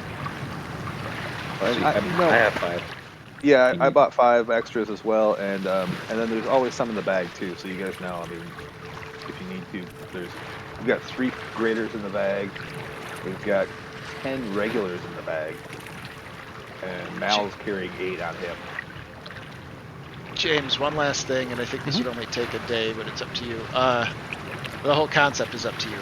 So, Orden would like to cast or put a couple brackets on the back of his shield. So, and maybe a few scroll tubes just out of metal iron. So essentially, he could pull out a scroll one-handed, put it in the brackets, open it up on the back of his shield, and read it. Oh, okay, sure. Are you making it yourself? Yeah. All right, go roll an appropriate skill check for that then. Sure. Just to see if you get it done in time. Absolutely. Smith's tools would be strength, dexterity. Dex. Like it. Not the best. You could work on the ship down. You're close, but you didn't finish before you had to head out. But you can continue working on it while you're heading out to sea. Is that concept cool with you? So I mean, it's a one-handed. Because I was looking earlier. Technically, rules is written. I think it only takes one hand, but that doesn't make a whole lot of sense to me. Yeah, no problem. No, and it sounds cool too. I like it.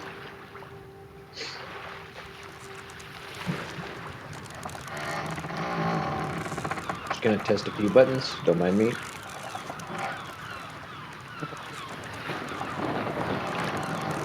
Sweet. All right, we're off to sea. There we go. Good berries.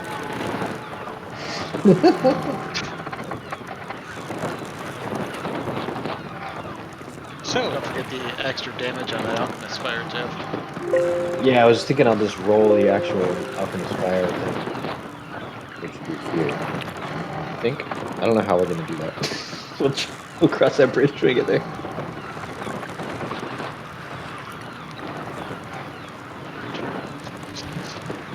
So Nasir, would that mean with 2 object interactions it wouldn't be a one-turn deal unless you dropped your wand or weapon? By raw, yeah. Oh, that works. So then he'll just, if he's got something in his hand, he'll drop it to do that, and then you just have to do that. Next. That works. So, what is your organization on the ship? Who's running shifts? Or you have night guard? What are you doing for day and night watches? All that type of stuff. You don't have to worry about actually saving it, because that's not your job. Alright, cool. Scrub the poop deck. Yeah, I think maybe we should take a rotation of like 2, 2 and 2. Just do like we would do outdoor rest. It's like 2 on watch, 2 on leave, or on 2 on rest. Yeah, and just kind of rotate it throughout, so no one's ever stuck on first or middle watch the whole time. Okay. Who's actually good at perception? Who's perceptive? Well, Mal's not bad. Orden only has an 11. Pass it. Yeah, Nasir's not great at it. I have a +3. I've got an 8. Yeah, I'll take a lot. +4 to perception. Oh, yes. Yeah, so basically, every watch should have at least one person who like knows what they're doing in terms of perception. So we're not just like 2 blind people on watch together. And use the helmet, whoever's done watch too. Oh, that's a good point. Yeah, especially at night. That'd be great. Yeah, it's a really good. Someone doesn't have any dark vision, so nighttime probably not be very. I mean, if you're using the helmet, I guess you answer that out. But Yeah, if you're the perceptive one, perceptive one of the group should probably be having the helmet on. For sure. Doran's okay with whatever watch he gets. Doran, do you want to do the day watch, and I'll do night since you don't have dark vision? Yeah, we can do that. Probably work out best with it. Okay. Mal, what'd you say your passive? Passive 18. Oh damn. Yeah, you should probably wear that helmet then. Never mind. All right, so let's go for. I'll let you do the roll. Whoever's on watch, roll me a d20. No bonuses, just straight out roll, random encounter. Who is on watch? What time? Is it daytime or nighttime? Well, nothing happens by the first 12 hours. You're still within sight of shore, et cetera, et cetera. So it'll be the first night. Okay. And I will. You said just Just a d20. just a d20. All right. Oof. That's just the chance of something happening. And go ahead and roll the perception check then. Whoever's doing the watch that night. Uh-oh. Who's that? Sorry, my son came in to say hi and sing a song. Cool. So there's my 18. I don't know if it's, but I guess Mal's out there with me or what? I don't know. what Yeah, the Mal would situation- hang out. Okay, Okay. Mal's got the on too. So the first night goes by pretty quietly. There's not many going out here. It's not a good time for shipping, so it's only those who have to be traveling are. You do catch off in the far horizon a couple of ships heading north at good speed. They have lights on. With that roll, though, you can actually see their escorted merchantmen heading north, flying the flags of Waterdeep. And nothing occurs the first night. It goes by pretty quietly.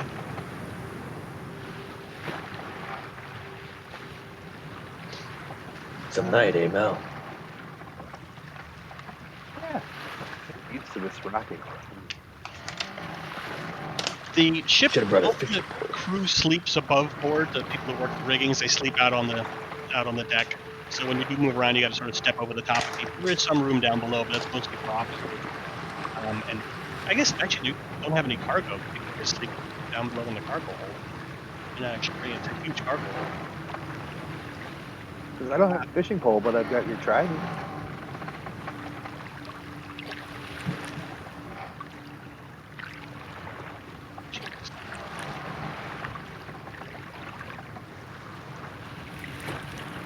You have my trident? Yeah, Sorry, I pull it put out. myself on mute.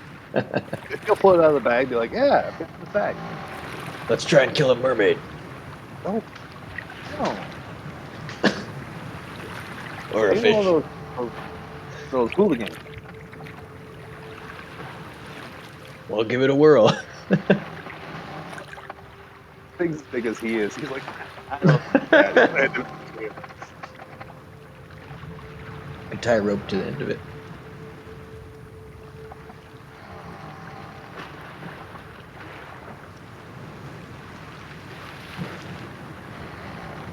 So nothing else. You guys play up there in the top. The crew just tries to stay out of your way and do their job. They're thrilled not to have a bosun beating on them and no big rush.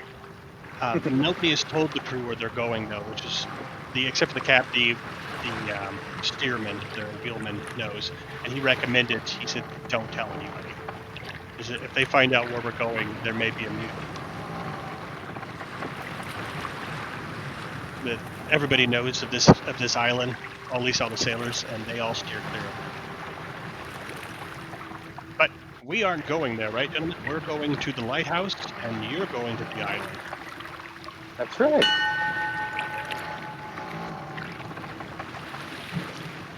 Night goes by quietly, nothing happens. Day rises. He says you should be there by night. That's on the second day, actually. There's a pretty good wind moving. Who's on the ship during the daytime? Thorn, and I don't know who else. I believe Orden. Okay. One of you guys roll the d20 for the day. Go ahead, Brandon. All Get right. the honors, bud.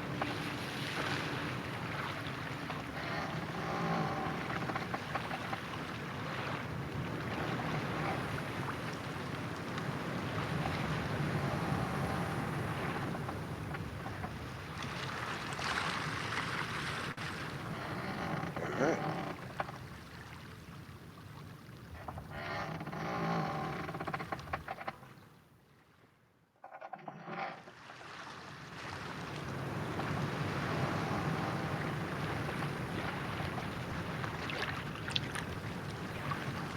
perception checks.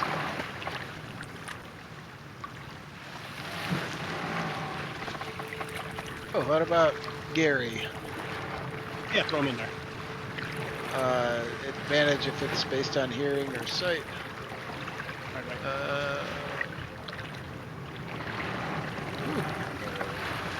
It's here. So, Thorin, Nasir, and Orden, pretty much everybody sees this one except for Orden, who's looking the wrong way. But but Gary does. Off in the distance, luckily quite a ways off, you see someone, the owl, actually I guess it was Nasir first sees it, is the crest of a head breaking the water. It looks, you swear it looks like a large sea serpent of something, followed quickly by another head, and then another head, and multiple heads it comes up out of the water, and it's about a good mile away, and a few of them are sort of rotating around, looking in different directions. A couple of them stop and sort of lock in, looking your direction. Go ahead and make a nature roll. I guess, yeah. I know you're military on that one. The rest of you can too. What the hell is that?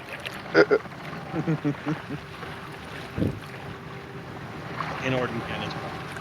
It's one big snake. What's that, James? Go ahead and make your nature check as well. Are you sure? Yeah, since the Gary pointed him out to you. Okay. About maybe just over a quarter mile to a half mile away, as everybody's pointing in that, you look over and you see what you think has to be a hydra. Oh, Into the water over there. It looks over, a couple of heads locked, looking at the ship. They stop, and then one of the other heads sort of bites at one of the heads that's looking, and they sort of look like they're getting in a fight with each other, and then the thing slips down into the water again with some steam and noises. Orden will, Merrick, you jackass. That goes into challenge. Orden will use thaumaturgy to boom his voice and say, Hydra creature ahead! Make sure everybody can hear him.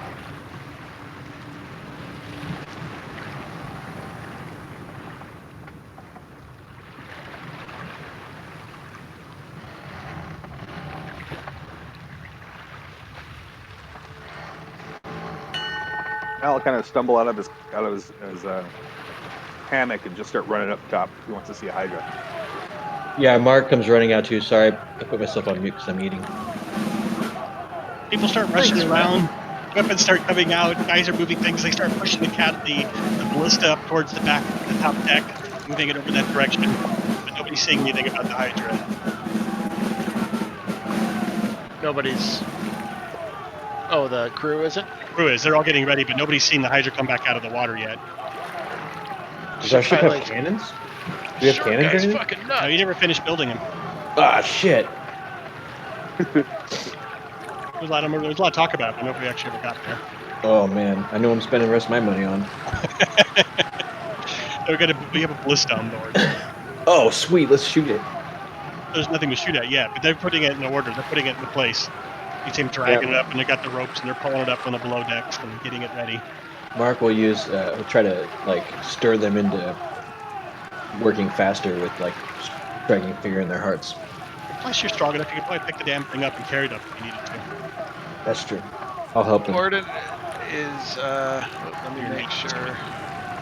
No time on this. Yeah, so rituals you add, was it 1 minute or 10 minutes? 10 minutes. 10. I doubt we have 10 minutes. Yeah, it's a long time, that thing. You said it was a quarter to a half mile away? Yeah, quarter to half mile. 1,200 to 2,500 feet.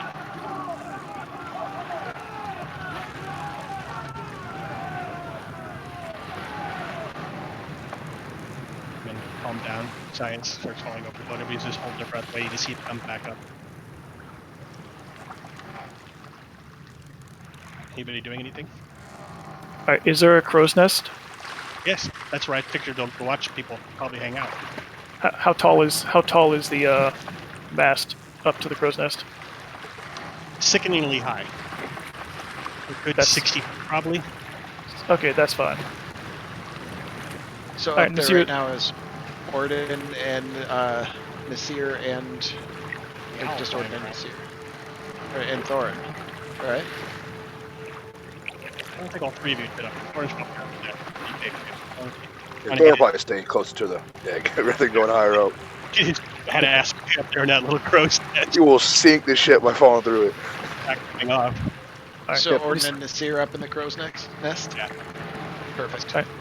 Nasir is going to basically tie himself to the mast with a slip knot. Okay. And cast Armor of Agathis in preparation for the fight. Are you afraid you're gonna fall in? What? Orden is going to start. Are you not? Orden is going to start climbing down. Okay. I won't be up here. And also, just in case, Nasir is actually going to use the helm to turn himself into a sea elf. Just take some of these people off. Oh, this is the old days.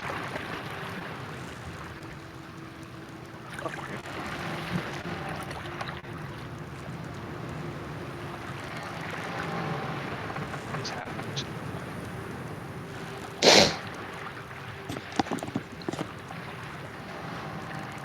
Are these all old icons? No, they're not. Cool. Oh no. You got cat and Mel. I see nothing. You two are here, and you're probably helping these guys with this thing. When you guys are best. Yeah, Mel, are you a pirate now? Yeah, that's one of his outfits. Sweet. I'm hanging out with you. You look like you're in charge. Alright, so Nice job swallowing the poop. Prepared, you got your arbor thing. Orden climbs back down onto the deck, and the Hydra never comes back up. There's no more sign of it. Damn. And time goes by. See ya.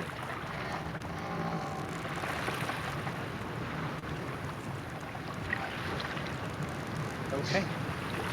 Well, Nasir's watch and Orden's watch ends. You guys can go get your rest. You can get your spell back.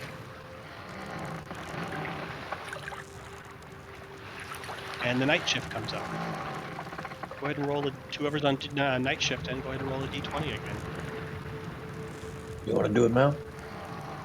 Sure. Hey, wait a minute.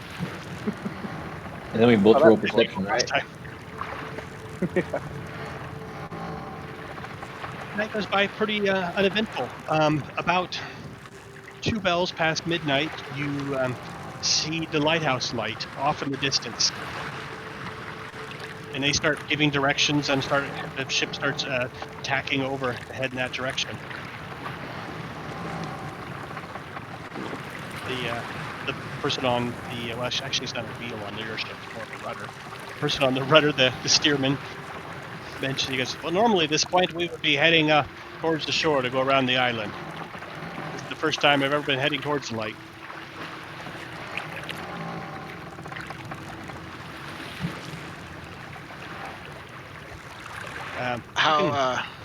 You might want to wake up your friends about now. We'll be docking in about 2-3 hours. All right. Mark goes downstairs and splashes cold water on everyone.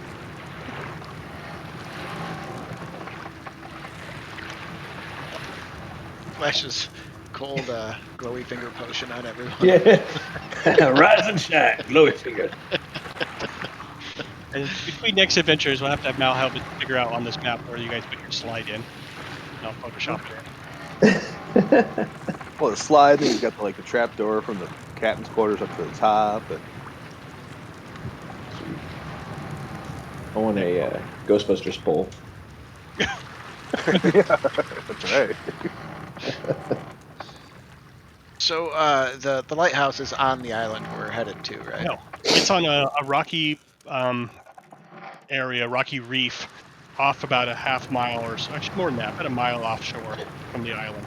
The island's not very big either. You can sort of see the outline of it in the especially if anybody has armor on. Off to your Mel's got it So- on.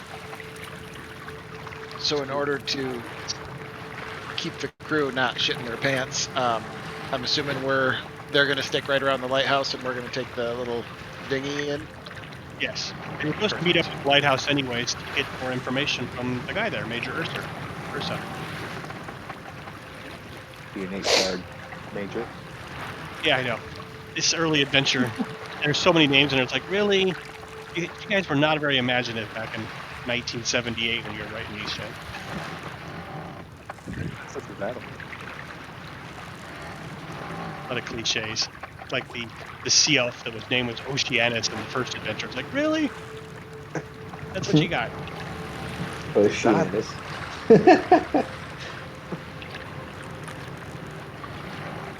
these.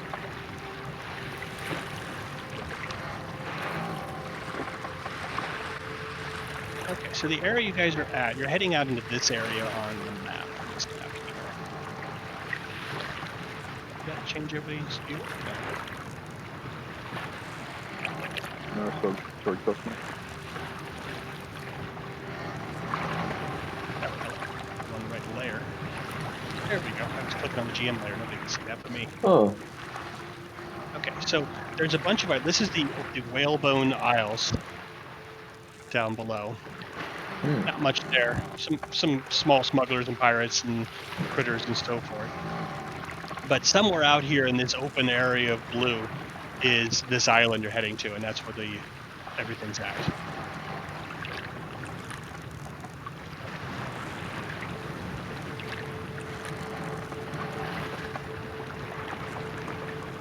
And that's about it.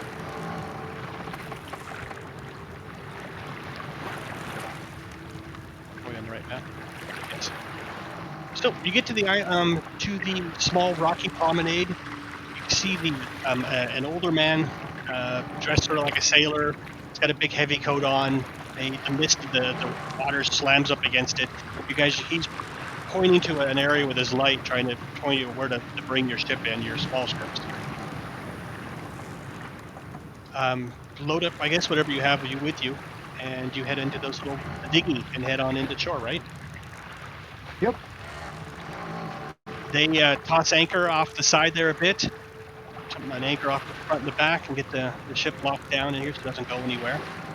There's a nervous eye looking off towards the coast, towards the direction of the island, which is just a dark spot against the sky over to the east, and a slight glow somewhere in the middle of the island, an orange, maybe fire glow.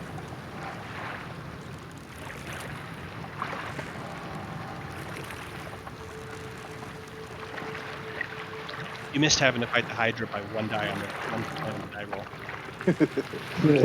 19 or 20 was the Hydra. You got an 18. We didn't have any barrels of black powder to get him this time. Yeah.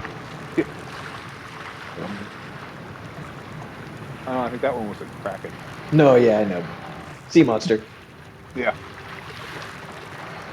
So getting onto this, that would have been nasty too. the lighthouse is just manned by one guy, an old sailor. He's got missing one hand and missing one leg. The opposite left leg, right hand. Wow. A bit of a beard. Looks like it's been burned a bit. A little bit, a little patchy beard. But he looks like he's somewhat expecting you. It's over, and you guys, I guess, probably flew the flags or whatever, the signal, the guys you came in the shore. I'm Captain Hurza. Who be ye? Oh, kill the boat. Hey, Captain Urza. I'm Mal. Captain Mal. Okay. He's captain Anyway. for sure. I think we're supposed to find out some stuff about the island. About the what? You know where the druids were? Hint, hint. Mark goes, the zombies. So you're the bunch of heroes that have come in to deal with the island, are you? Hi. Well, got to be honest to tell you, you ain't the first. Really? There's many have tried over the years. I think the only thing different this time is those pirates probably softened them up a bit for you. The only thing different this time is that it's us that's doing the doing. Aye, it'll be the last time. Even if we lose, for us. Exactly. Well, you're a chipper bunch, aren't you? Well, I hope you get to keep that. Did they tell you anything about the island? Oh, something about fiery death and demons, They were a bunch of cultists and such. druids. Yeah. So, Or cultists. I'm sorry. so the island has an abbey, which contains a temple. Aye. That is about it. There's much undead there, and we believe we have at least a small idea of what he will face. Although any additional information will be helpful. Well, I can tell you what I do know. The only way you can get onto the island by ship is on the south point. There's a break in the reef there, and you can get a shallow draft ship up to the shore. The digging should no problem would get you there. Once you get to the shore, that's the easy part. The rest of the island, once you get through the reefs besides the shore, are about 25 to 50 feet high, sharp rock, slippery as hell. It could be climbed by maybe the halfling, but the rest of you might end up in the drink. Going a bit the shore, it's about a half a mile of loose sand and dunes. The island's only a mile wide and 2 long. Not that big. The middle of it out there is the abbey, those place where those damned cultists, twice damned cultists, live or lived, if all goes well. Hopefully the pirates loosen them up. Now what I do know is the pirates came in here with 2 ships, and they went ashore with about 100 men. They was battling all night long. I could see through the scope that the things came up out of the sands of the beach and attacked them, and they battled their way through all the way into the middle of the island where I lost track of them. There, it looks like they might have set fire to the whole place, and by morning they escaped back out to their ships. They did it without any light, so I didn't see them go. And then I heard the battle, and the rest is you've probably heard in my note that the Navy of Waterdeep came upon them and put them down. Now, if you could find the way that the pirates went through, you might be able to just walk in their steps. But I don't know if it changed. They were a miserable, sorry lot when they came off. I almost felt bad for them.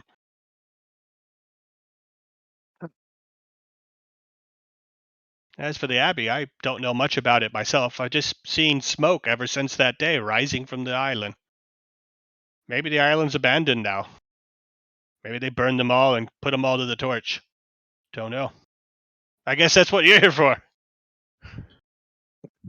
I'll look over. Is it still smoking? Well, at night, yes, you can see it with the helmet on. Yes. All right.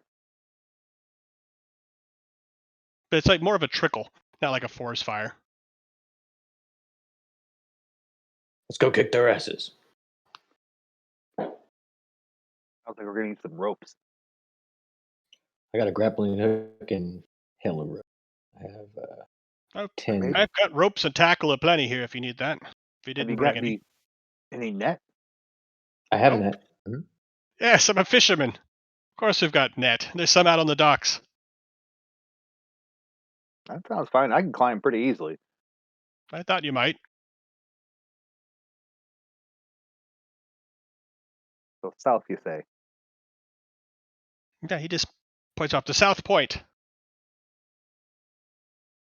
I've got a rough map I've been putting together through travel and fishing. Let me bring it up here for you. I love that. Do you? Yeah, that'd be helpful.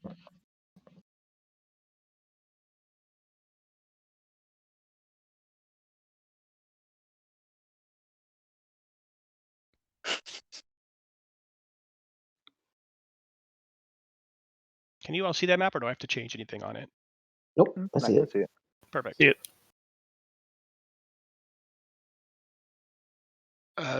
Orden actually has 2 lengths of silk rope, so he's got 100 feet of silk rope. Is this crematorium right here? It's got hemp.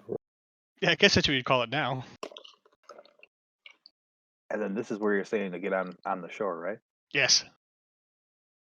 There's a break in the reefs there below it.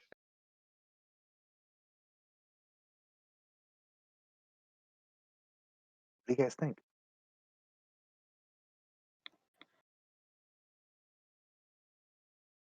Well, trust in old. He won't say it so loud that the guy can hear, but trust in old 1 hand, 1 eye, 1 foot over there. He doesn't seem very lucky to me, but he does live here, so. So I guess we take his advice and approach the one way that we were able. Yeah. He still has 2 eyes, and certainly both his balls to stay out here by himself.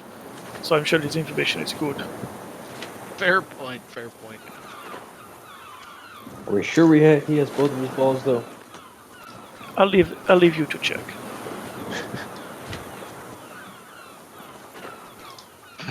Who knows the strange new powers this guy has? He gestures to the sea. Let us go. Earth, is there anything else you should know about the island? Like anything around it, in the water or anything? I've never gone inside the reef.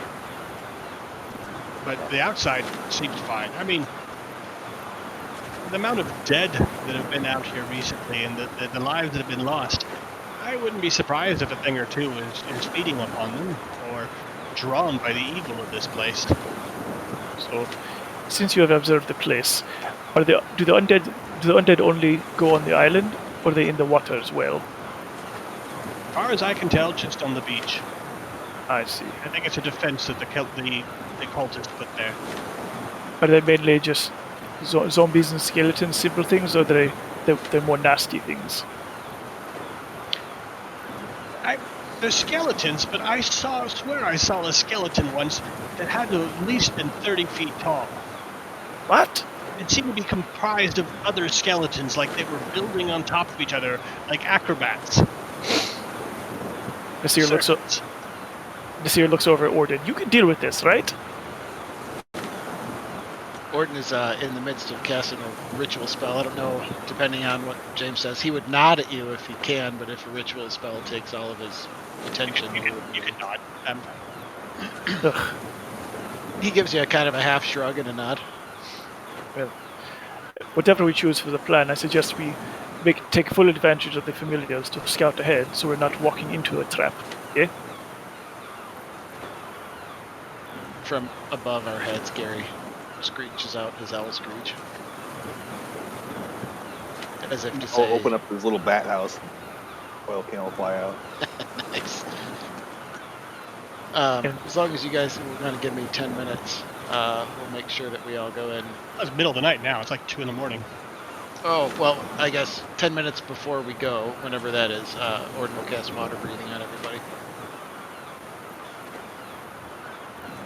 Ah, nice. Awesome.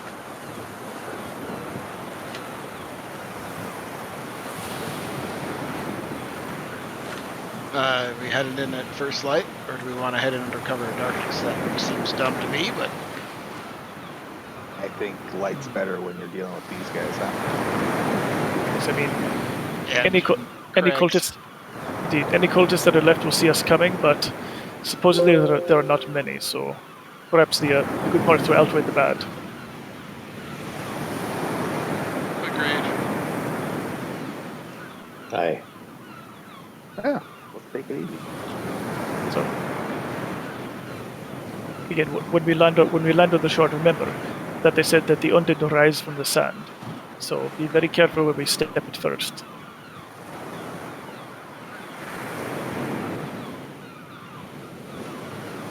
Hey, Nasir, do you wear armor? Oh yes, he pats his studded leather. Okay. Who would not?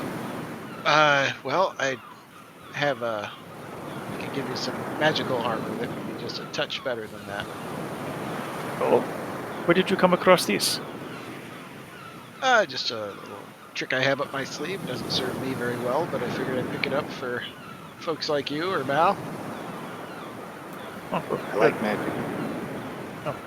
if you're offering, it is good. But is this something you can do only to my armor or to anyone's armor? Well, you wouldn't. You'd have to remove your armor, essentially, for this to be effective, and this would give you magical armor in its place. Oh, I see. Well, actually, I'd say if you can do it with Mal, I think it would be preferable for him. I don't know if I want to run around naked. He said- you can wear clothes. You idiot. Nope, nope. Says That's not Odin. what he said. I mean, Said fully nude. It would. there's lots of sharp spikes out there and rocks and stuff. That would kind of hurt. If it's not needed, I don't mind not utilizing the power, the energy. But if you guys would like it, it might serve you a little bit better than your standard armor. What is the downside? To be naked. Just can't wear standard armor. I can see Merrick behind him, naked. Does it? So my apologies. I'm asking. Is this basically, if you do this, will you be able to blast one less undead today? I have plenty of blasted power after that. That just takes a little of my power. All right, yeah. Give it to Mal. I have these. He says as he basically chants, and basically you see frost cover his body. It's one less magic missile shield. Inflict wounds, bless. But I've got 4 of them, which I doubt we're gonna. It's worth it to me. Keep it in this mind. You won't be getting any breaks on that island. There's nowhere to be. I mean, it's 1 mile wide, 2 miles long. There's no 8-hour breaks on that island. Oh yes, there is. Even okay, you could maybe toss up a dome or something and try to hide underneath that, but not a typical way of getting a break. Yeah, that's exactly the point of Lehman's tiny hut, was basically to make that room. One of my favorites. So no, Orden's just putting it out there. Essentially, out of character, he's had mage armor for a while, and he's got enough spell slots now. It wouldn't be a big deal to cast it on a person if you chose, but if you've already got studded and aren't worried about the 1 additional, you're good. He says, you know what? I think once this ring gets depleted a little more, maybe we'll put that on there. That might be a good idea, if you don't mind. Or that one you said that was shield, where you get to like put up that cool barrier. Oh, in your ring? Yeah. Yeah, absolutely. I can do that right now if we're gonna be here till morning. I've already got to it. I don't want to waste them.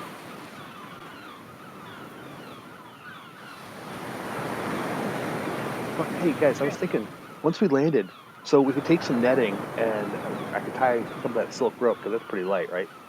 And scramble up the rock, pull the netting up, and you guys can all come up at once.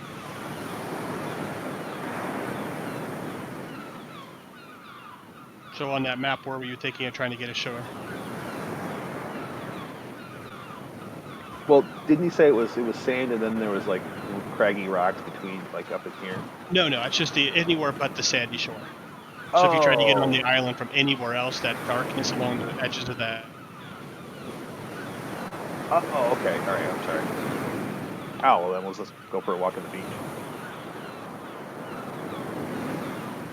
So in terms of distance, what do each of these hexes represent? I believe the map is set. Let's double check. It says like 2 miles one way, 1 mile another way, right? Yes, exactly. Yep, the map is set to right distance. The hex is 500 feet, looks like. indeed. Okay, that's a pretty big beach then. Yeah, it's like about a quarter mile deep. Yeah. If it wasn't obvious, but if we can see with the aid of the familiars, looks like this spot there is probably going to be the best place for us to aim for. That's what Ursula was saying too. That's where the pirates went in. Let's do it, fellas. Ordinal cast water breathing, so you got that for 24 hours as a ritual. Oh, nice. Perfect. Okay. So, what time do you guys head out and head to the shore? I guess we probably go with whatever the Ursa tells us is the most favorable tide for landing. That's usually how that works with nautical stuff, right? There is that. I have no idea. Phase of the moon at this point. So let's see. I have a 30-sided die. I love wireless headphones. I can walk around the house now. Yep. So go get that. So 15 and 30. Why am I using this? We got a good map. That's a good call, Adam. I would not have thought of that. So You're 100% spot on. first, we're going to roll the phase of the moon because I don't have that lined up on here. So 15 and 30 are full. 7 and whatever, and 22 or whatever. The 21 will be the new. Okay, so it's a very dark night. There's just a sliver of moonlight still in the sky.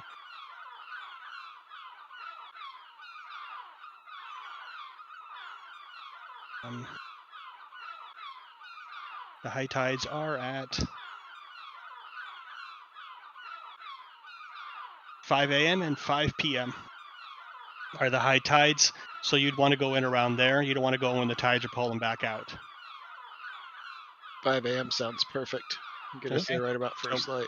Yeah, exactly. So the tide will just start breaking right after first light. It is still winter, so the sun probably doesn't come up until about, it'll be dark. About 6 is when the sun will start cracking. There'll be sunlight, especially out in the ocean.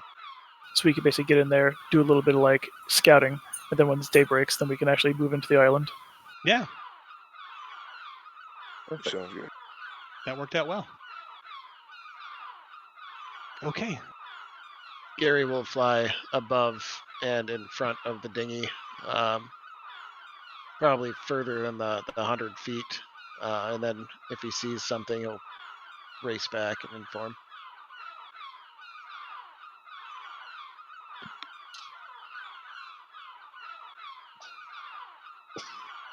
What do these birds sound like? No, I'm just kidding.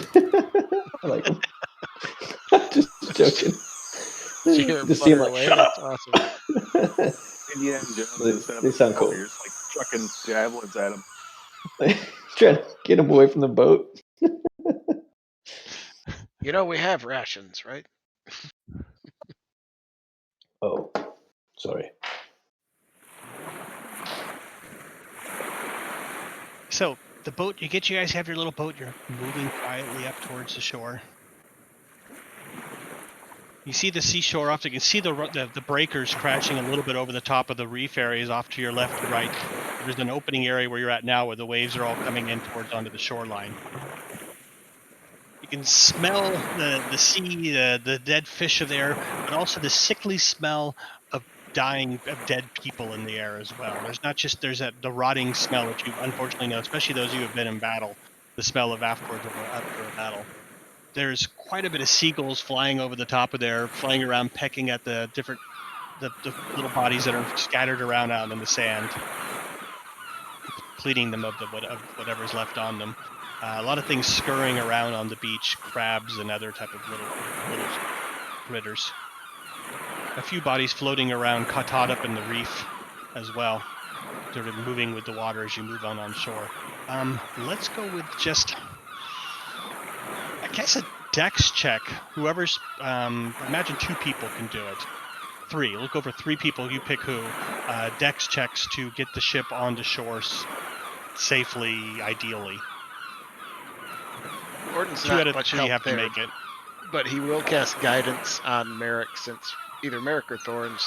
Who is the strongest between you two? Dex though. Yeah, but Very. that'll I help got a out. 17 on strength. Yes, me, American, Malcolm, dude. Actually, I'll let you choose. Dex or strength. That's a good call. Yes. Gordon will cast guidance, I guess, on Merrick. Merrick, you're an 18, right? Or 19. Yeah, I'll cast that. So guidance is I add a 1d4 to the ability check, right? Yep. Okay, I'm doing strength, right? Like, do you want James? You want just raw strength? Hey, what you Or guys do athletics. strength, and I'll man the helm, so I'll use Dex. There we go. And yeah, let's use raw unless you happen to have, piloting these types of ship with transport, and I doubt it. I think our only person with transport got eaten by harpies. Jesus, hold on, let me pad that. Crash upon the rocks. Yep. Oh, Jesus Christ, none of us. Fuck, we didn't get much sleep last night, man. The sand is so soft. I'll roll, but it's not gonna. I'm Not gonna make a bit of difference now, anyways. Sorry, Because guys. perfect. So the ship goes over at the last minute as it starts catching. The back of the ship gets caught a little bit by the wave. A good breaker comes in and tips the entire ship over, the entire boat onto the shore. You guys go sputtering on her. Make strength or dex checks, just yourself, only 10 or better, to get to shore. Did you Do I check need- athletics? But you have, don't worry about it too much because you have. You can walk up. You guys have water breathing on. If Yeah. Orden and Mal disappear under the waves, so does Marek. Mal's gonna pretend Damn. he's drowning and then smile. Do I need to I forgot. do I need to do that if I have a swim speed?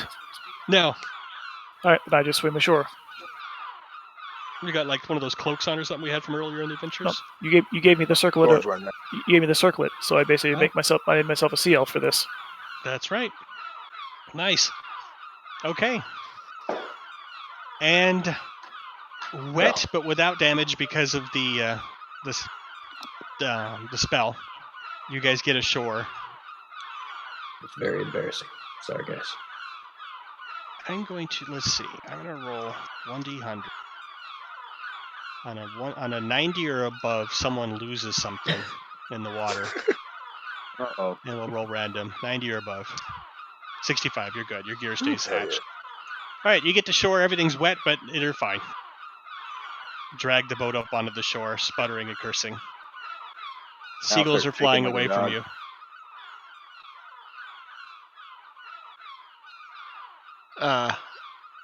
If I think with prestidigitation, can't you wring the water out of something? I guess I don't know. Oh if yeah, you can. easy. Okay. Just line up. One after another getting cleaned.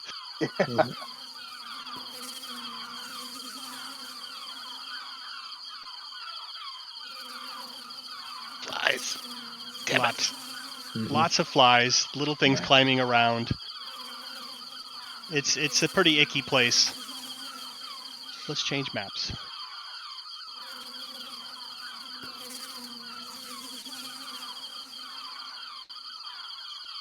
Am I encumbered or something? Let me make sure. Nope. Cool. Just rolled like shit.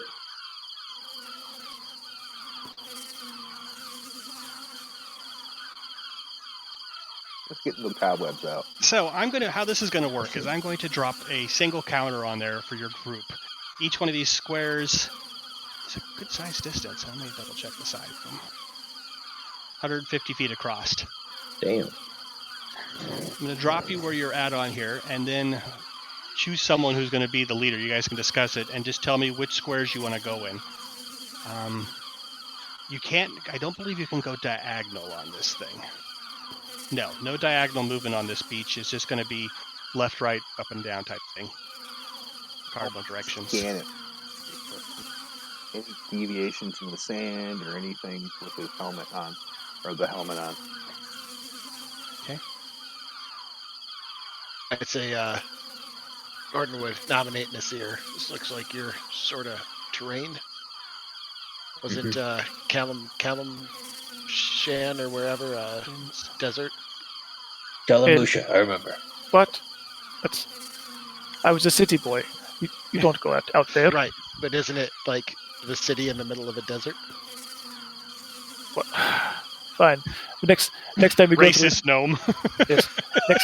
Next.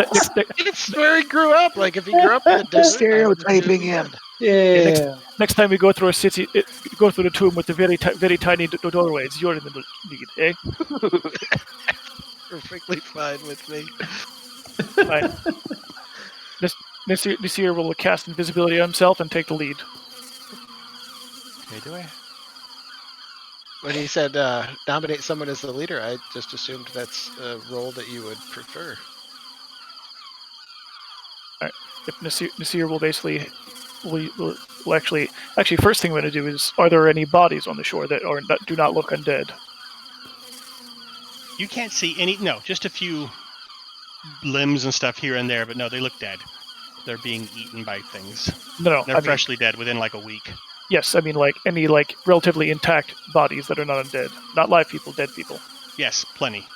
Okay, but I'm like, before we begin, let me do something first.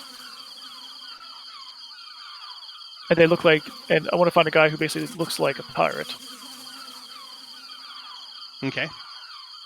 And I go, all right, Nasir basically leans down over him, chants a few words, and opens his mouth wide, and you see basically just wisps of energy basically just drift out of his mouth into the mouth of the corpse. You see basically his eyes and his nose and his face all light up with energy.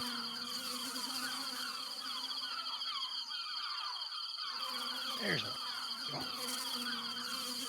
Okay, I'm guessing by the description that was a Speak with Dead.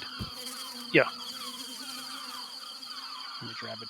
I wanted to get you guys have control of the party token, not me. Can someone try to move that token and see if it moves? Cannot. No.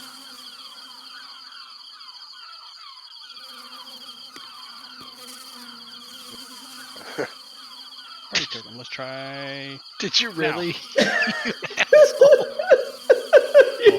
You didn't know? No! You drank it! I can't believe you fell for that again. Oh, that's amazing.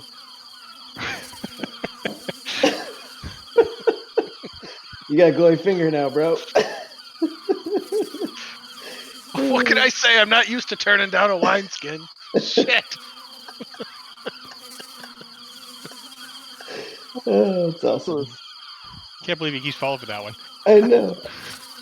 All right, so the corpse stirs a bit, or at least the voice from it does. I wonder if it's an actual. It says he grants a semblance of life, intelligence, corpse, speak with dead. Yeah, okay. So has a mouth, can't be undead. Perfect. So the corpse breathes a raspy breath and comes out as it blows some sand out, and a little crab climbs out of its mouth in surprise.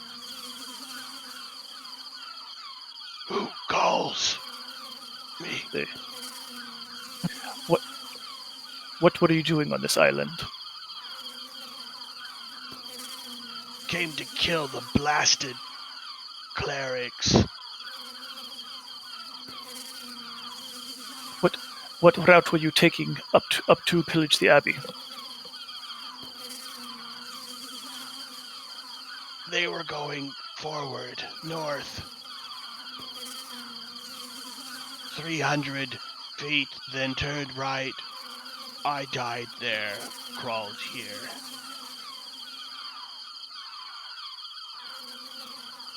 Say, how did you die? Skeletons. Out of the sand. Formed together, created Juggernaut.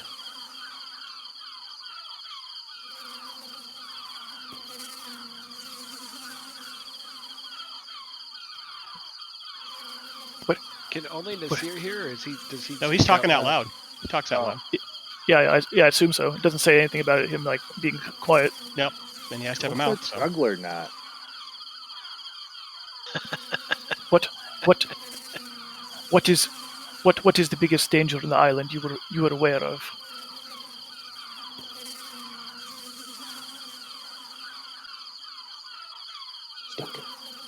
Necromancer.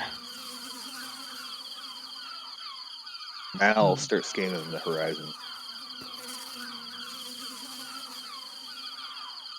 What did you Necromancer of fiery skull. Smaller than he was, just a skull now. Let's see. What did you leave undone? that you wish me to do for you?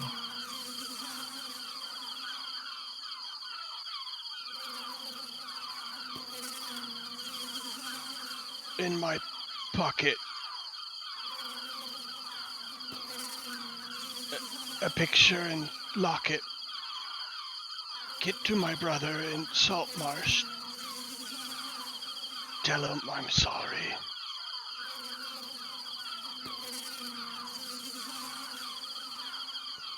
All right, and that ends the spell. Yep, that was 5. All right, I reach into his pocket and try and locate the picture in the locket. Yep, there is a little locket, a gold locket with a chain, has a little picture inside. The picture is an older picture, a woman and Red Brand. All right, I'll pocket that and make a gesture over his body. Melike salam al temora avalai. And then stand up and brush my knees off. All right, we can go. What about the juggler? So that what? So it sounds like what Ursa was talking about. The huge skeleton made of other skeletons. He said that basically that the path to go is 300 feet forward, then turn right. But he also said that he said he was attacked elsewhere and dug himself here to die. Okay. But he did say that the path was to go 300 forward and then turn right. So I'm assuming that was the correct path, although assuming that he died to the skeletons, perhaps not. But that is the information I have for you. Do what you will. Look up there. Is there any other dead people up in that area? Right there? No. Okay. Actually, I'll be nice. We'll go the other way on that dice. Yes. Can you talk to that guy? Maybe he can tell us to go a little further. I can do it one. I can do it one more time, and then that'll be out of most of my power until I take a break. Oh, no, So- that's not too bad. It is fine. I can. If I can take a rest, I can regain my strength. But just so you know. So which way do we wish to head? The way that the pirate requested. If you Aye. trust him. He didn't. I don't think he had any necessary reason to lie. None of the things he said seemed to be deceptive. Lead on. I'll keep an eye out. All right, then I will send. Yes, doggy. He really wants me to go play right now. I really want to play D&D. So the dog is only a few more minutes. And she's like, "Woo, woo, woo." So go ahead and move your token then. Let me know where you're going.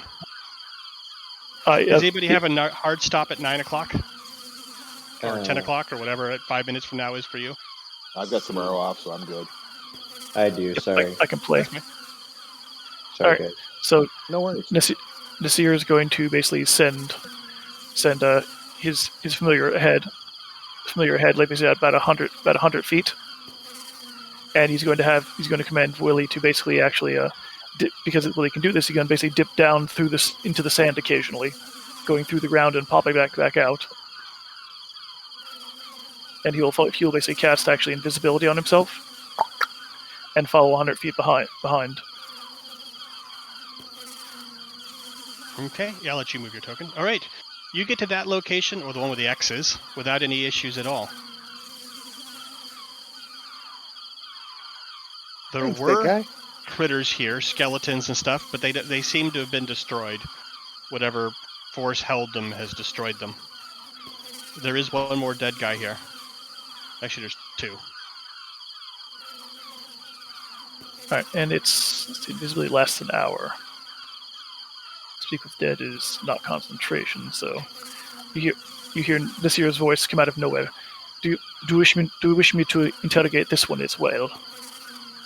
You do have a long ways to get across this beach, though.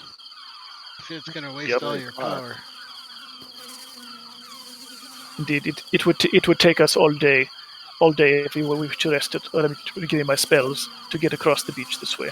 What did you say? Because you're asking the people who died on the way through, not the people who died on the way back.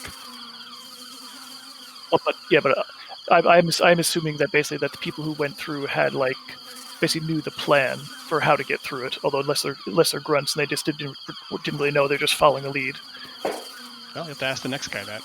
Yeah, Or I'm they died picturing on the Normandy track. on this beach. You know, they were probably just falling all over the place. Do either of these two guys look? Here's a better question: do any of these two guys look fancy?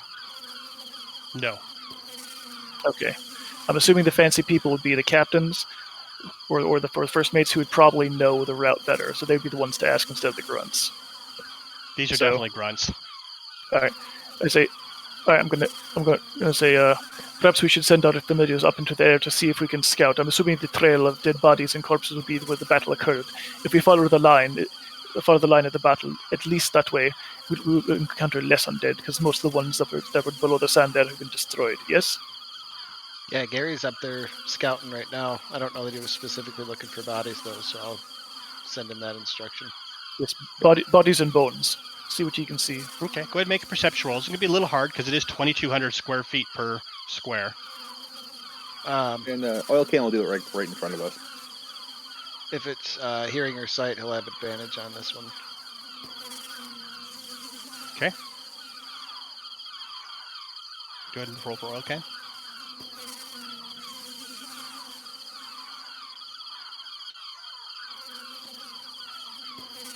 That was not a perception. That was a wisdom check. Go ahead and roll again. Oh yeah, he would have to if he doesn't have a specific. Oh, He you don't have has- you don't have perception. Well, his passive is 11. Oh, okay. You can't really tell from here because at this point it's hard to tell. There's bodies, a lot of bodies. Like there are bodies in almost every single grid of this map. People have died. Now, what you're basically having to look for then are fresh bodies who have passed somewhere in the last week. You get an idea that to the west looks to have more carnage than any other direction that you have a choice on, north, south, east, or west. So there was more fighting to your west. You think more of the traps have been sprung over there?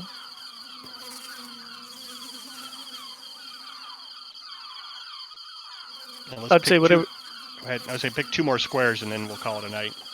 I'd say whatever there's the most carnage would be the most likely place for us to go. Will be the least amount of skeletons. I'm going to assume that the skeletons are basically everywhere here. So anywhere that there are bodies, there was a fight. Therefore, there'll be less undead to fight in those areas. Yes. Oh, I agree. Okay, go for it. Move your token. All right, Mal, go for it. Oh, okay.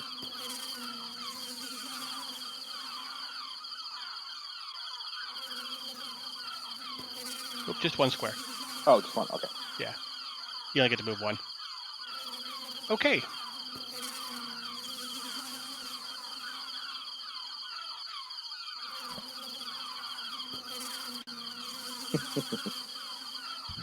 Sweet.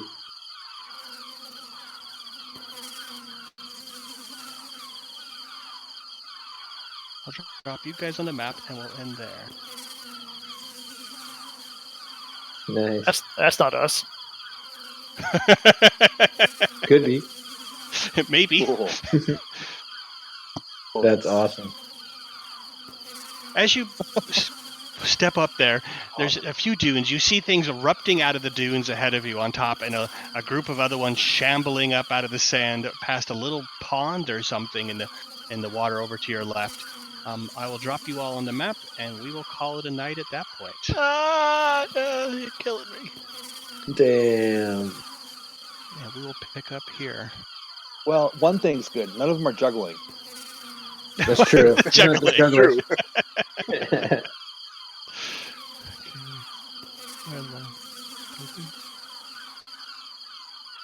There he is. Sorry, guys.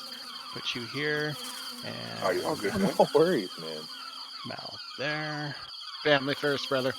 Oh, and I figured Yeah, out, Nasir, since you used the auras, if you ever want to use it again, all you have to do is when you go in there, take your hit point maximum off, and then you can change the aura.